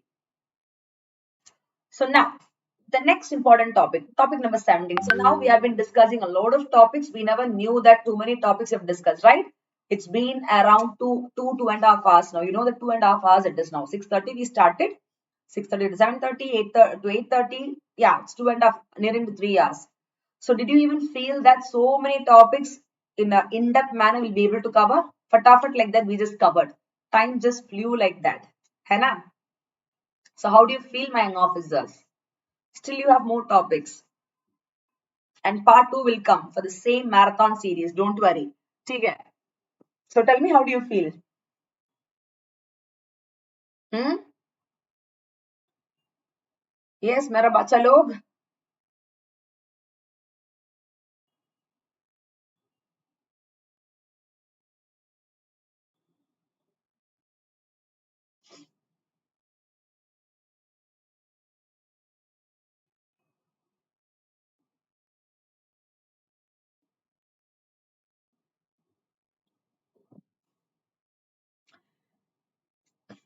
Yes, Tejas. Yes, ma'am. Ma'am is talking continuously from for 2.3 3, I mean 2 hours 30 minutes. Obviously, yeah, that will be the case. We have done for 5 hours also continuous. So what's the matter there? We have again another 2 hours of editorial. So that will go to 5 hours after this class. Yeah. Good to hear all your comments. So here we go. The next topic of the day, topic number 17, talks about Swamhip Fund. What is that? Swamhip Fund is nothing but special window for affordable and mid-income housing fund, guys. So now recently, if you see, this particular fund was brought in and that has made its first complete exit from an investment which is made for completion of a residential project in Mumbai. In that particular perspective only, the special window for affordable and mid-income housing has been discussed. Now, if you see in this particular Swamhip fund, they already completed 1,500 homes in 7 projects. And they're still in the track where they're supposed to complete at least 10,000 homes every year. So it's a wonderful project, I can tell you, with regard to housing. This also comes under the poverty perspective, guys. Why? Because, see, what are the basic facilities, amenities that you should get? Food, clothing, shelter. Shelter means housing perspective. If you're deprived of that, you're said to be in poverty. So this again indirectly connected or directly connected to that. It's a funding for the affordable and mid-income housing, right? So now talking about the Swami Wala fund, I can tell you that it's a government-backed fund which is set up as a category to alternate investment fund, which was again registered with your SEBI in the year 2019. So if you see in the year 2019, what happened was like there was a cash trap situation and liquidity squeeze and all. Okay, that especially the real estate sector had to face, and things were quite difficult. That time only the government was forced to launch a scheme called as Swamhipwala Fund. Clear? So what is a liquidity squeeze or cash trap? It's a situation where the interest rate will be so low that investors will not invest, they'll only save. So it's very difficult for real estate or any other business to carry forward. You understand? So now the investment manager of the fund is SBI, State Bank of India, the CAP Ventures, who is only owned subsidiary of SBI Capital. So now slowly they have turned up to be a subsidiary of SBI. They have taken the responsibility of such kind of situations and they have made sure that such kind of Swami fund is coming into force. So what is the criteria, guys, for to be a part of this Swamiwala fund? We saw that in the year 2019 with regard to the real estate crisis and all. Yeah, this kind of fund was brought in. So now if you see the real estate projects now who are seeking the last mile funding from SWAMI, if they want to get that, if they want to be eligible, then they must be coming under the RERA, that is Real Estate Regulation Development Act, and they must be registered and they have been stalled due to lack of adequate funds. And each of the projects, whatever they are doing, that must be very close to completion, that must not be lacking as well. And at the same time, whatever projects has been there, if you want the funding for such kind of projects of real estate, then they should come under the affordable and middle income project category. Clear? The idea is if there is any housing project, the housing unit should not exceed 200 square meters. Simple as that. Clear? That is the eligibility out there. And why, guys? What should the aim of such kind of Swamiwala fund by the government? See, through this, you will be able to provide a finance to enable completion of stalled or let's say stopped Wala housing projects. and ensure complete or a timely delivery of apartments to all the people, the home buyers out there. And such kind of funds, it's very important because it is helping to unlock liquidity of money supply in the real estate market or sector. And it's kind of giving a boost to the core or key industries like cement and steel. So yeah, this kind of fund is quite useful for the secondary sector of the, country as a whole, and also for the service sector because real estate comes under that. Now, the next important topic number 18, talks about ADB grant loans for Mizoram, the northeastern states. What is ADB, Asian Development Bank? Why only Mizoram? There should be something to it. Let me tell you what is that. If you see the Indian government, okay, and the ADB, what happened is that recently they signed a project, okay, and that was worth US $4.5 million, guys, okay, and the project is called as Project Readiness Financing. And this particular project readiness financing loan is to support the urban mobility in the northeast state of Mizoram. Earlier, if you see the Asian Development Bank and the government of India, they have signed a US $484 million loan. That time that was signed to improve the connectivity, guys, the transport connectivity, and at the same time industrial development in the city of Chennai to Kanyakumari industrial corridor in the state of Tamil Nadu. Now, this particular new thing signed by our government in ADB with regard to granting loan for Mizoram, guys, under the project readiness financing, it is supporting the PRFs will support high implementation readiness for all the projects which are expected to be financed by the Asian Development Bank. Clear? And we know that northeastern state as a whole comes under the purview of what? As a whole comes under the purview of the central government only. If you see all the schemes, majority of schemes, 90% funding is done by the central government and only 10% will be done by the concerned northeastern state government if we are a centrally sponsored scheme. And there is exclusively a ministry for northeastern development as a whole to promote these states because they're lacking too much and they have a lot of resource to be utilized. So we are focusing on that. Clear?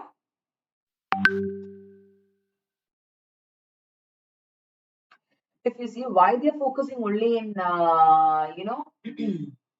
Mizo is because I can tell you that the urban mobility in Icewell, that Icewell is actually the center for Mizoram's administrative and service industry, that has been highly constrained.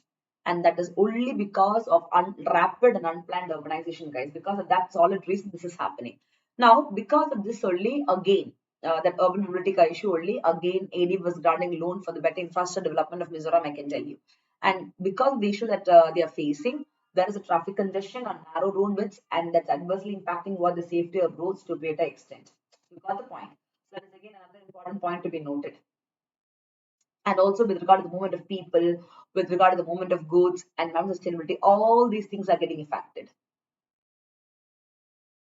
So don't you think so it's quite important for such kind of project readiness financing to be brought in? So you can resolve the city's transport problems by adopting a long-term or sustainable urban mobility solution. That is why such kind of PRF, that is project readiness financing, has been brought in. Clear? Because through such kind of project now you're able to develop institutional capacity of the state's urban development, guys. At the same time, you're able to elevate poverty also in pre-implementation and project preparation activities. So the project readiness fund, what they will do is through that they'll be developing a comprehensive mobility plan for Icewell, where they'll have a proper strategy for the urban transport development, especially with regard to the state of Mizoram, and they'll build synergies. Okay, in the state, thereby promoting a climate and disaster resilience kind of infrastructure. Clear? That's what they're planning with such kind of project. And because it is a very good initiative, only the Asian Development Bank has granted loan for Mizoram for this particular perspective. So talking about the Asian Development Bank, let's quickly have a look into the static or the theoretical concept. For your consider this following statements, guys. This will be useful. So what is the ADB, guys? Basically, it is a regional development bank. And since 1966, you have it. That is 19 December 1966, it has been developed. And where do you have the headquarters, guys, for the ADB? It is in it is in Manila, Philippines. And currently, if you see, they have 68 Wala members. Out of that, 49. Okay. It has 68 members and 49 members are from within Asia.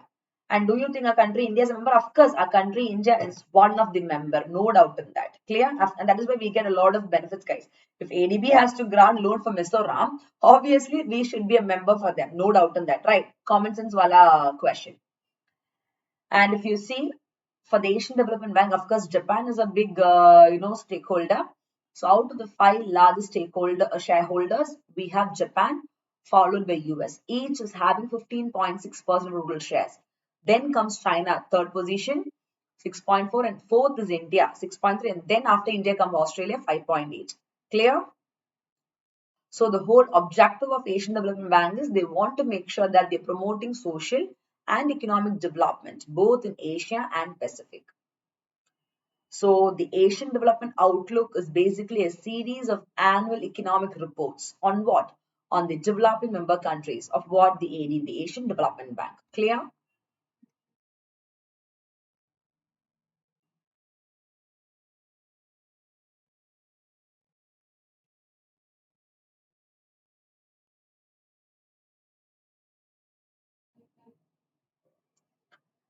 That's all, my officers. The next important topic is Pradhan Mantri Gati Shakti scheme. Now, we have discussed the very same topic. You remember? Gati Shakti wala scheme. We discussed Gati Shakti scheme. We discussed another topic based on logistics also exclusively. You remember? Now, the very same topic in a different perspective. We all know that this is an ambitious project of the PM called as Pradhan Mantri Gati Shakti, or let's say National Master Plan for Multimodal Connectivity, right?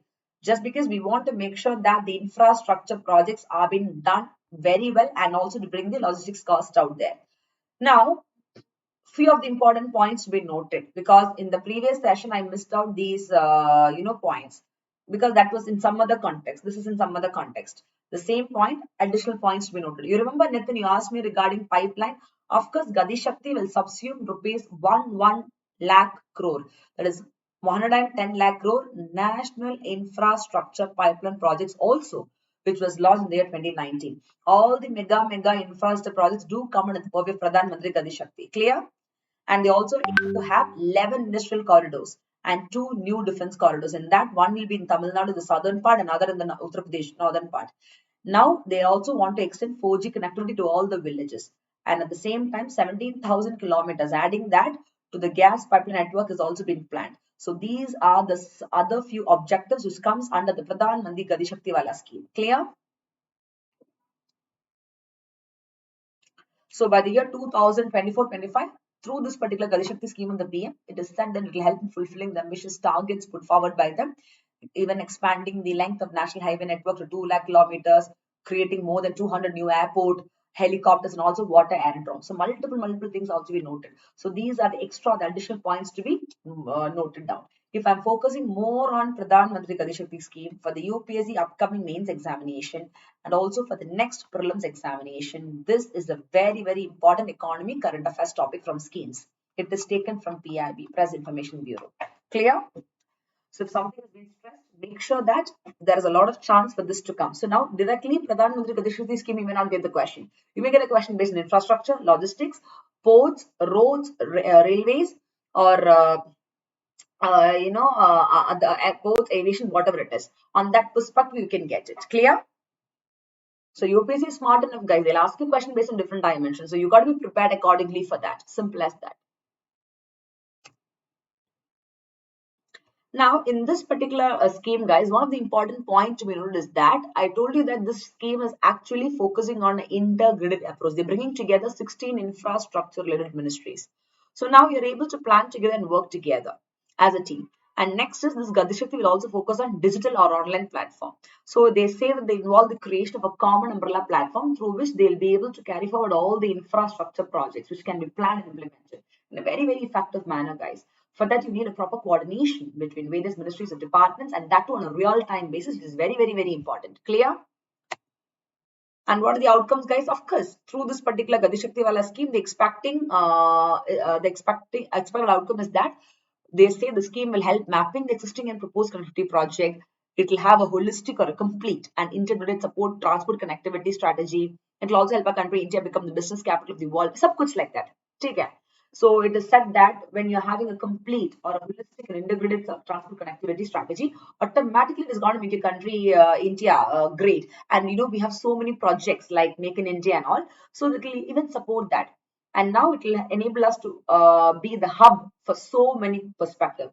to be the global manufacturing hub, to be the global transport hub, to be the global networking hub, etc., etc. Clear? And don't you think so, guys? There is a need for such kind of integrated infrastructure development, obviously. See, both micro and macro planning, always there exists a gap, a wide gap. And that is because of lack of coordination, advanced information, guys. Okay. So it's very much important that we are planning, such kind of Gati Shakti scheme properly. Let me tell you that. And according to recent study, it has been said that the logistical cost, what is in our country, is 13 to 14% GDP, whereas developed countries is having only 8 to 10%. So now for us, it is even more. So that has to come down. You remember logistics wala cost also I taught you separately. The reason why I taught you that is, see, when you study about Pradhan Mantri Gati Shakti scheme, this factor called logistics cost and all will come in. So you will sit and think, why is ma'am telling this? What is the connection of that?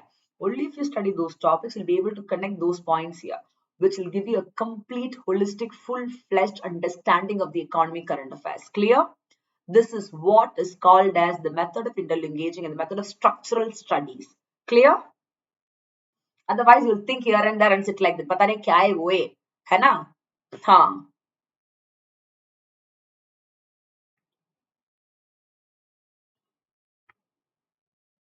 ठीक है. And the so-called Gati Shakti scheme of PM now, it is also in synergy with what NMP, National Monetization of Pipeline. And this NMP, we know that it has been announced, the National Monetization Pipeline, to provide a very clear-cut framework. For what? For monetization and give potential investors a ready list of assets. So they'll be able to generate better returns on investments as a whole. This is just for you to know. And you know why we need to reduce the logistical cost, guys? Because of the high logistical cost that we have now, the competitiveness of India's export is greatly reduced. We know that export of a country, India is very important, no matter what of export it is. So now that has to increase, not decrease. Because of the huge cost of logistics, that has been decreased. The export perspective of a country, India, that shouldn't be the case. You got the point. Wo matlab we are planning to reduce it. Clear? Yes, Nathan, yeah, this is a 360-degree का approach. You need to, because when you study like this now for the mains answer writing ना सब कुछ points come to your main. आपका दिमाग नहीं खराब है यार, वो एकदम ठीक है, it will be ठीक and सही है. That is why you will also twist like a 360-degree like this. Your brains will twist like that. That's why all this kind of things are given to you. So what you can do, guys, as far as the Pradhan Mantri Gati Shakti scheme is concerned, come on, it is a step in the right direction, I can tell you. But whatever, it needs to address structural and macroeconomic stability concerns, guys, because this is demanding a huge public expenditure. So that is the reason why we need to address all this. Clear? Now, the most interesting and the awaited topic, as I told you initially, the 20th topic of the day. And the last topic, indeed, I should tell you, Global Hunger Index 2021. We started with Global Multidimensional Poverty Index 2021, and I told you end with this particular index called as Global Hunger Index, because both the indexes, they are highly connected. So start and end of the class should have two burning hit list topics, which will be so sharp in your brains that you'll never forget it. Because these are things which you keep on and on discussing. Hai na? That is why. So now if you see, it's very sad to know that our country, India, we slipped to 101 position in the Global Hunger Index of 2021. So if you see in the year 2019, okay, out of 2018 to 19 or whatever, if you see, we were out of 106 countries, we were in the 102 position. Then if you see out of 107 countries, we were in the 94th position. But doesn't mean that we've improved the rank. Just because the number of countries have reduced, we have got the figure. Now, again, out of 116 countries, we still perform very badly. That is, we slipped to 101st position, guys, in the recent Global Hunger Index, guys.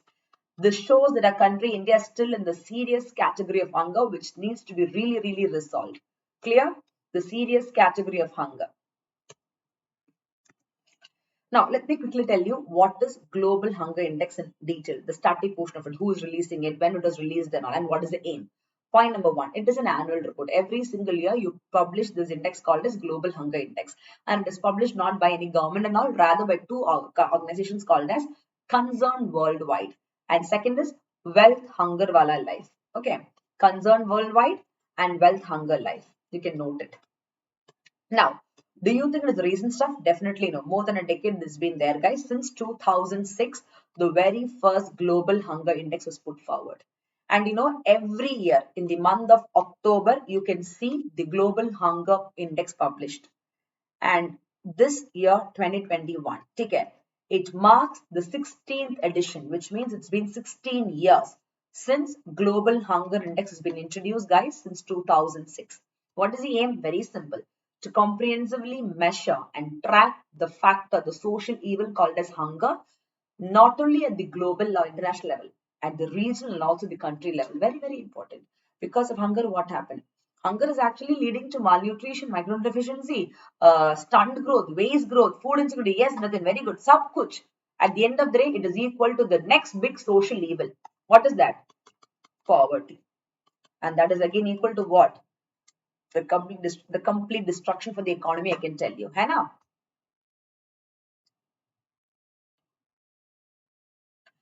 Now, how do you calculate global hunger index, my young officers? They are calculated based on four indicators. Okay.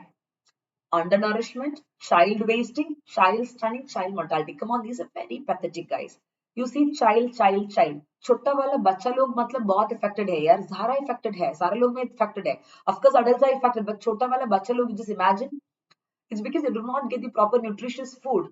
They have waist growth. Some children you can see, it's called a stunt growth. You know what? You can see them at the ratio of, let's say they have a height and weight mismatch. They'll be 5 years, but they look like 2 years. They'll be 10 years, they look like 4 years.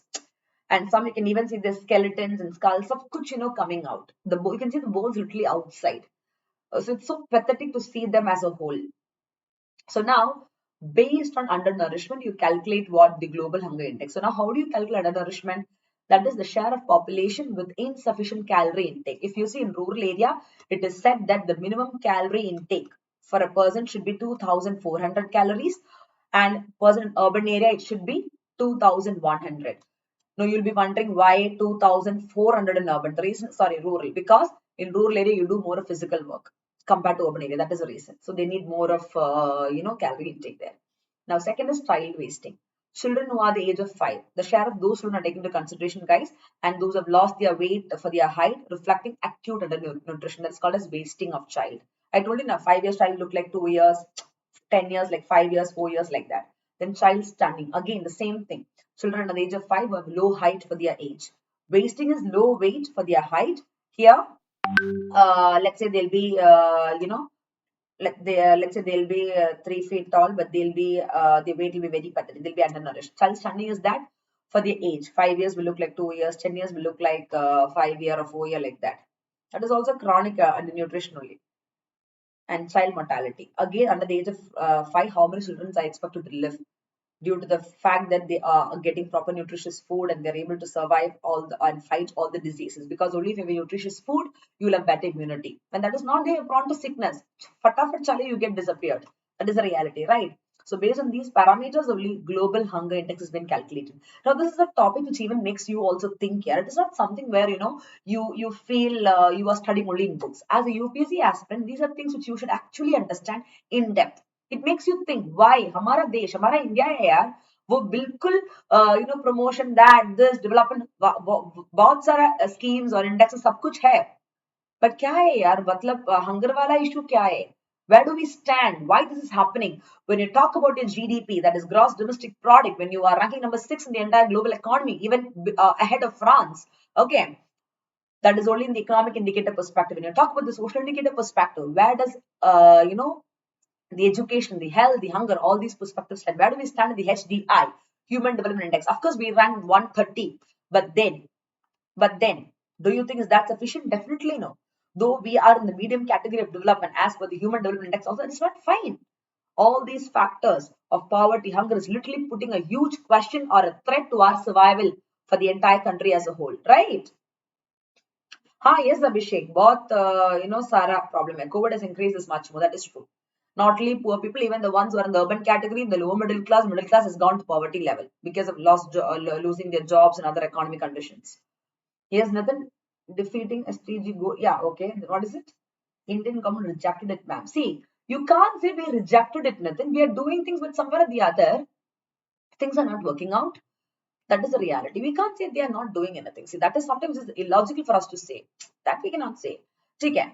The whole point here is, if you see during the time of Rangarajan sir, the ex-RB governor, who is also my professor, sir has beautifully, when he was a governor, he was beautifully during those days on poverty and on how many reports he has put forward.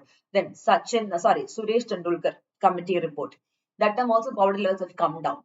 And that time hunger index is also more or less we were able to reduce. It's not like we're not able to reduce because of economic fluctuations somewhere, the proper backup is not there, due to which we lose out drastically. You won't believe in this pandemic, guys, okay, 15 to 20 years of hard work, whatever the country has done, was completely going in vain because the poverty levels were extremely increasing. That is what the Poverty and Prosperity Shared Report put forward with World Bank in the year 2020 was showing us, called as New Poor. There is something called as New Poor. You remember? So now, such kind of calamities, pandemic, there is no backup as a whole. So at the end of the day, what happens? Government is unable to provide or let's say feed the upcoming population in trouble or poverty. Due to which such kind of issues like global hunger index is on the rise. Starvation is increasing, poverty is increasing, hunger is increasing. So this is what is happening. Clear? Now, if this is the case of a country, India, look at the global scenario. Chalo, the fight against hunger is dangerously off track, no doubt in that. It is said that as per the SDG, Sustainable Development Goal, the first one is no poverty. Second is what? If there is no hunger, only there is no poverty. Now, first is no hunger and then next is no poverty. That is, if you want to eliminate poverty, reduce hunger. Otherwise, you cannot even think of doing it. So now, based on the current global hunger index, the projections after the COVID pandemic and all, it is said that the world as a whole, I'm talking about the entire globe, okay, and 47 countries in particular. In that, India is also a part of it. We cannot exclude India. It is said that we will fail to achieve a low level of hunger by the year 2030. And this 2030 is in lieu with your SDG. That is Sustainable Development Wala goals. Clear? And food security, oh my goodness, they are under assault on multiple fronts, which means insecurity is there to the core. Connect this to stubble burning, yeah? Remember, we discussed stubble burning because of air quality index current affairs. In that, air pollution is happening. But when the field is being burned like that by the farmers, and these are not very rich farmers, they're even small or marginal farmers, medium wala farmers. Now, the fertility of the soil is reduced. So where will they go for the next crop? How will they even put a better nutritious chemicals, fertilizers, or any other stuff for the crop to grow? No. And where will they go for the next land? Once the soil loses the fertility and the microorganisms in it, you cannot even think of recovering it without expensive technologies or fertilizers or whatever it is, which will cost them more. So now again, lack of producing leading to food insecurity. You got the point. So a couple of things like this have to also be connected. You have to connect points, guys, to various other related current affairs what you study, because that makes a lot of sense into your brains. Clear?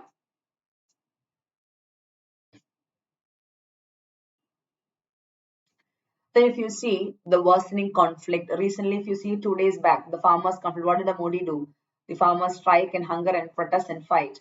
Fatafat like that the pastor comment and went. Pata nahi kya hai wo hai. Just think about those farmers. The farm bills or acts that is put forward is completely banned or removed. What is that? Anyways. So now the food security ka issue, if you see the weather extremes, which is concerned or associated with global climate change, the economic and health challenges associated with COVID pandemic, all these are factors driving hunger, no doubt in that. In that, I can tell you COVID-19 and climate has played a huge role, no doubt in that. Hannah? Yes, it has. And now we can't say, as I told you, there has been no decrease, no decrease in poverty and all. But then look at this point, it's quite interesting, guys. After decades of decline, the global prevalence of undernourishment, a component of global hunger index is increasing. So it has been decreasing. The undernourishment rates and all is decreasing.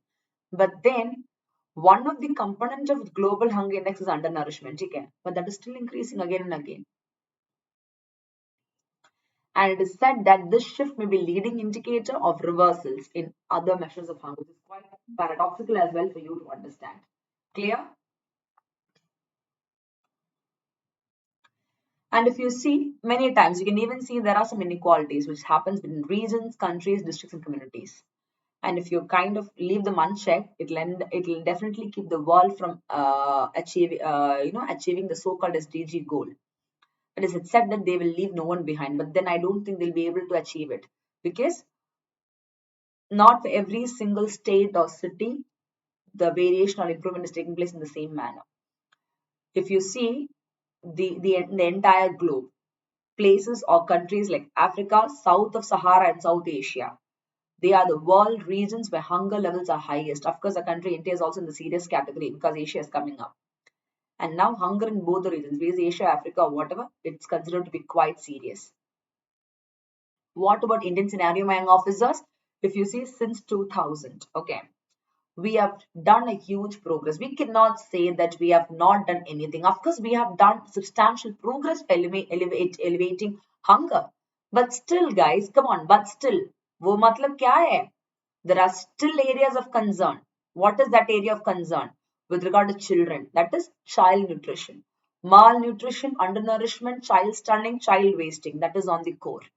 And if you see our country, India's global hunger index Kvala score, it has decreased from a 2000 GHI score of 38.8 points to 27.5, which is considered to be serious. Currently, 2021 is only 27.5 we have, which is again pathetic, putting our country, India, under the serious category of, hunger index.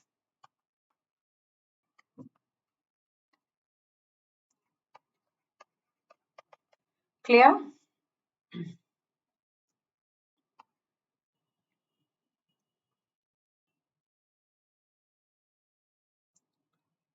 Now, if you see the proportion of undernourished in the population, under 5 child mortality rate, now they are relatively they are quite at low levels, but still it has to improve. And if you see, though child stunning, okay, stunning, that is a mismatch of height and weight of children, though they have been showing a vital decrease from 54% in the year 98-99 to 34.4 in 17-16-18. Still today, as per 2021 data, they say child stunning is high. We can't say these are not decreasing, my young office, they're decreasing, but the number of population is keeping on increasing, especially in the rural or the poor area. So automatically all these issues like undernourishment, child stunning, सब कुछ क्या है वो है पता नहीं, एकदम बराबर प्रॉब्लम फिर हो गई. Clear?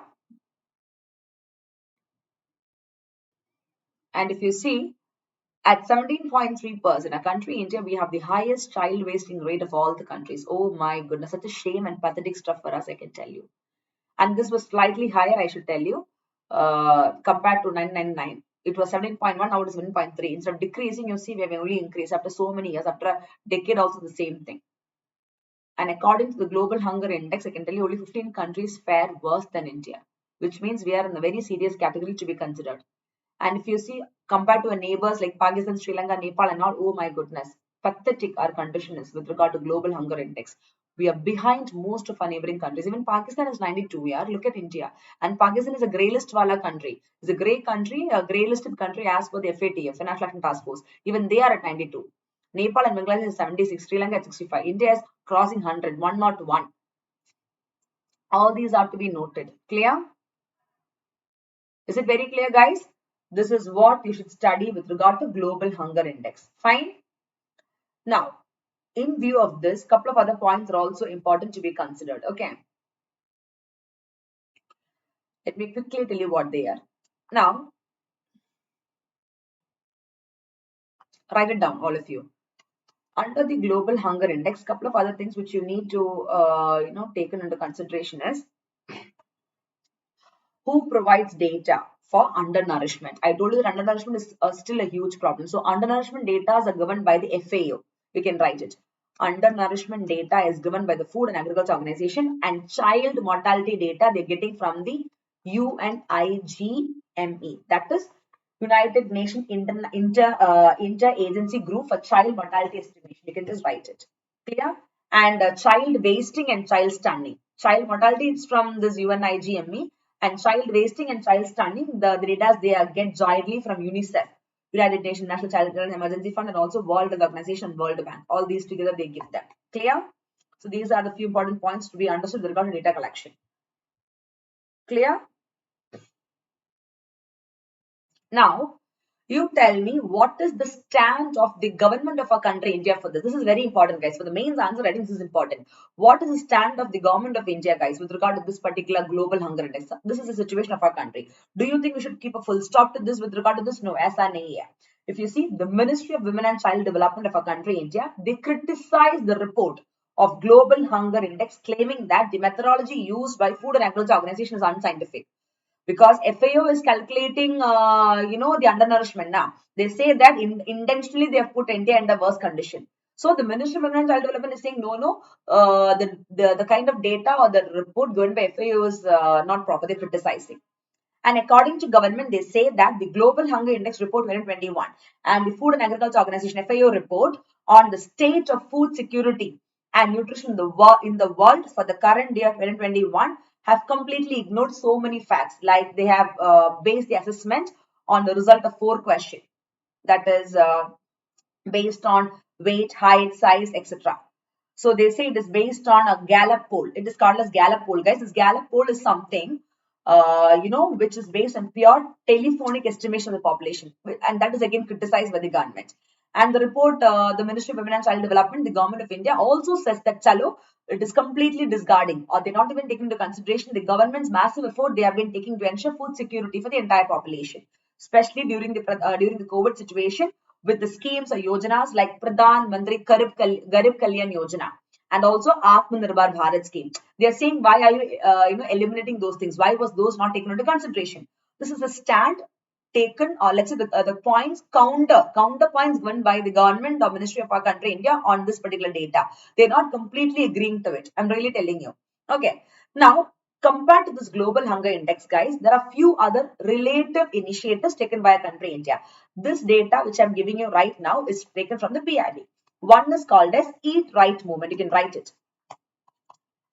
Eat right movement. And I know everybody will know it. To eat right is something to be understood. Hannah. So Eat Right movement is something, and is an outreach activity. Again, organized by the FAO, Food and Agriculture Organization. Take 1 second. I'll just write it for you. Hold on.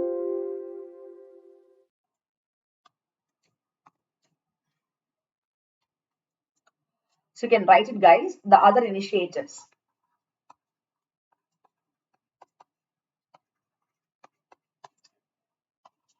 Eat Right movement. Okay. Taken by the FAO, guys. Food and Agriculture Organizations. Clear? Why? Because, sorry, not Food and Agriculture. Sorry, guys, please erase it. Let me erase for you. Wait.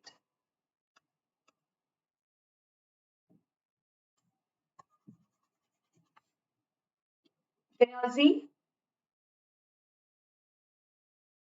Are you writing it?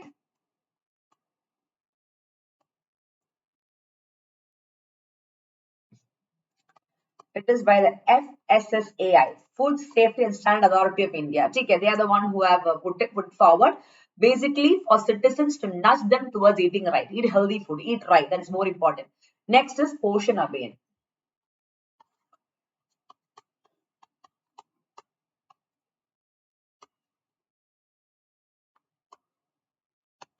So now Poshan Abhiyan is something, guys, which we all know. Again, released by the Ministry of Women and Child Development in the year 2018, right? So in the year 2018, the Ministry of Women and Child Development has released it, and they were targeting to reduce stunning, undernourishment, anemia, and all, especially among the young children, women, and adults and teenage wala girls. Next is Pradhan Mantri. You can write it. Pradhan Mantri Matru Vandana Yojana. Matru Vandana Yojana. That is also a centrally sponsored scheme, but that central and state government has to put a share of it, and they're executed by the Ministry of Women and Child Development, and Pradhan Mantri Matru means mother. So it's a maternity program, guys, a maternity benefit program which has been implemented in all the districts of our country, India, and since 2017 it has been put forward. Clear? These are enough, guys. I mean, there is nothing for you to study in detail. Just the keywords is enough, because UPSC prelims will be revolving these keywords only. Next is National Food Security Act. National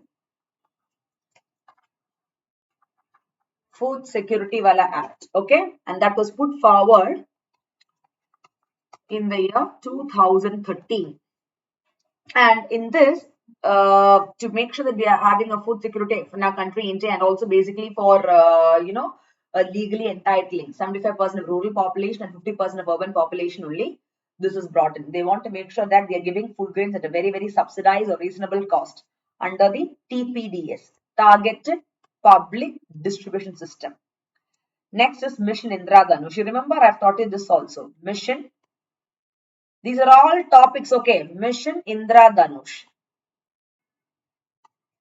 Not the Dhanush wala star of Kollavari. Why this? Kollavari, Kollavari, Kollavari D. No, ऐसा नहीं है, ठीक है? Not that particular song. When I talk about Dhanush, I know you will be thinking about Kollavari wala song. वो नहीं है. It is Mission Indradhanush. What is Mission Indradhanush, my young officers? It is again targeting the children under 2 years of age. Right? Targeting children of 2 years of age and also pregnant women. For children and women, it is there, guys. Children and pregnant women, no doubt in that. For basically for immunization. So Mission Indradhanush is basically for targeting the children who are 2 years of age and also for the pregnant women, basically for immunization against 12 vaccine preventable disease, the PVD, to increase immunity, guys. Simple as that. Then you have something called as ICDS. What is that? Integrated Child Development Service. It was launched since 1975, October 2nd, guys, Gandhi Jayanti day.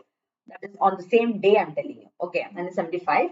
And they offer a package of 6 services like nutrition, preschool, non-formal education, nutrition, health education, health checkup, immunization, referral service, etc., etc.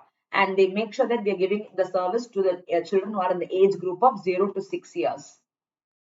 Okay. At the same time, this integrated child development program also focused on pregnant women and lactating mothers because they are also to be focused. Don't you think so? You cannot just leave them like that. Hannah. So these are the important points to be noted under the topic called as Global Health Hunger Index. So now, though you study the Global Health Hunger Index, 1, 2, 3, 4, 5, 6, another 6 topics, which means 26 topics you covered now. And when I was teaching the other topics again, totally 30 to 35 topics, literally, we covered in the special edition of Marathon Series of Economy, just in 2.5 to 3 hours in a short, crisp and to the point manner, wherein in-depth understanding of the static plus the current affairs in a quick 360-degree coverage manner we did.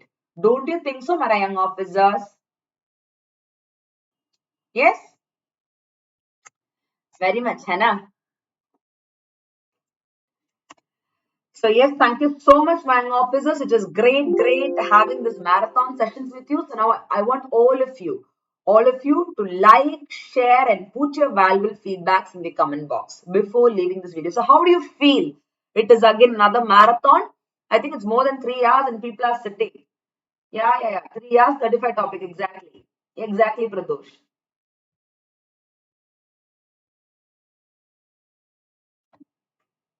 It's more than 3 hours. It's getting 3.5 hours now.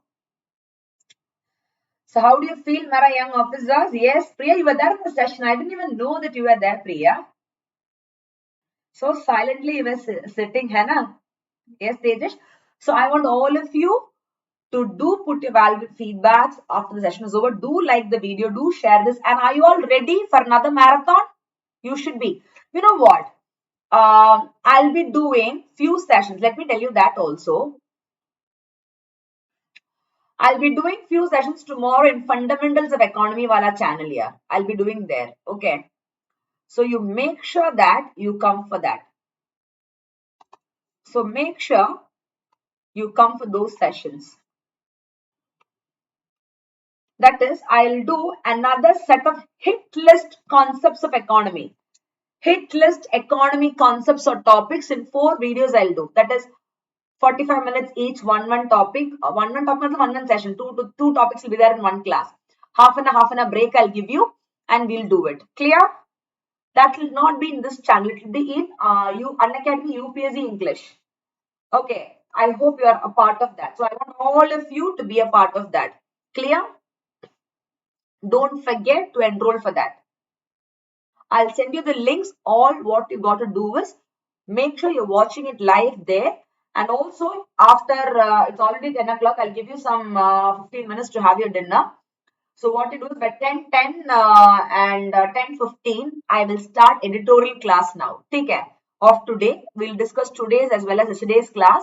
So till 12, the class will go. Do not worry, you like the classes. So make sure that you're coming for that as well. Clear? So when I'm going live, 5 minutes before that, I'll put the link in WhatsApp, Telegram, Unacademy, sab kuch. Make sure that you are watching the editorial class as well. Clear? So thank you so much, my young officers. Once again, a small reminder to you, be it free class or plus class. In the Unacademy app, when you download and install, use the code Nisha IAS Live. Come and become an IAS officer by watching my live classes, and that is Nisha IAS Live. Not only my class, even every other officers, teachers, top educators across India. Take care. But to get an access, this is the code for it. For free class or let's say for Iconic. Yes, Ritesh Sharma, Iconic means premium subscription. GS is general studies. Iconic GS means it is a premium subscription to the general studies. But you go for Iconic combo. You don't go for the Iconic GS. Okay. That is normal paid subscription will have benefits, but then Iconic will have Ritesh few more benefits like personal interactions. You get an additional extra mentor or coach. Of course, I'll be a personal mentor even if you go for the normal subscription also. But then over here, you will get another separate course timetable tracker. You will get all the hard copies at your home. You will get opportunity to interact with the bureaucrats. Then and then there will be doubt destroy sessions for you exclusively, daily test series, answer writing, sub kuch like that. You can have so many access to the features of Unacademy platform with raise a hand feature, talk to the educators directly in the class itself via not the message, I mean by the voice.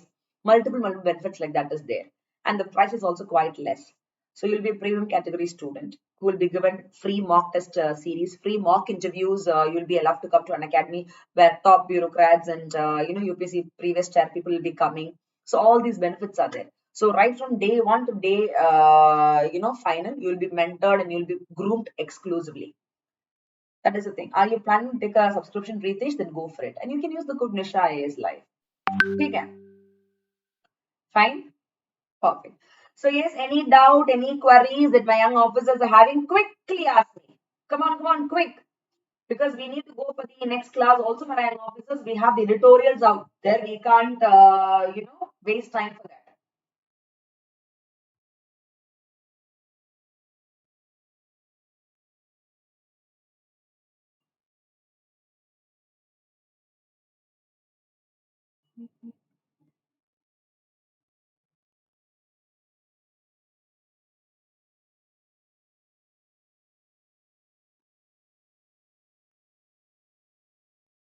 Yes, that's it. Take care. So that's all. Another marathon has come. Yes, Ritesh, how does this code work? You go to the app, Ritesh, you click the link for subscription, Iconic combo subscription, you click, put the code, there'll be an option called as apply code, put Nisha IAS Live, you get a subscription, simple.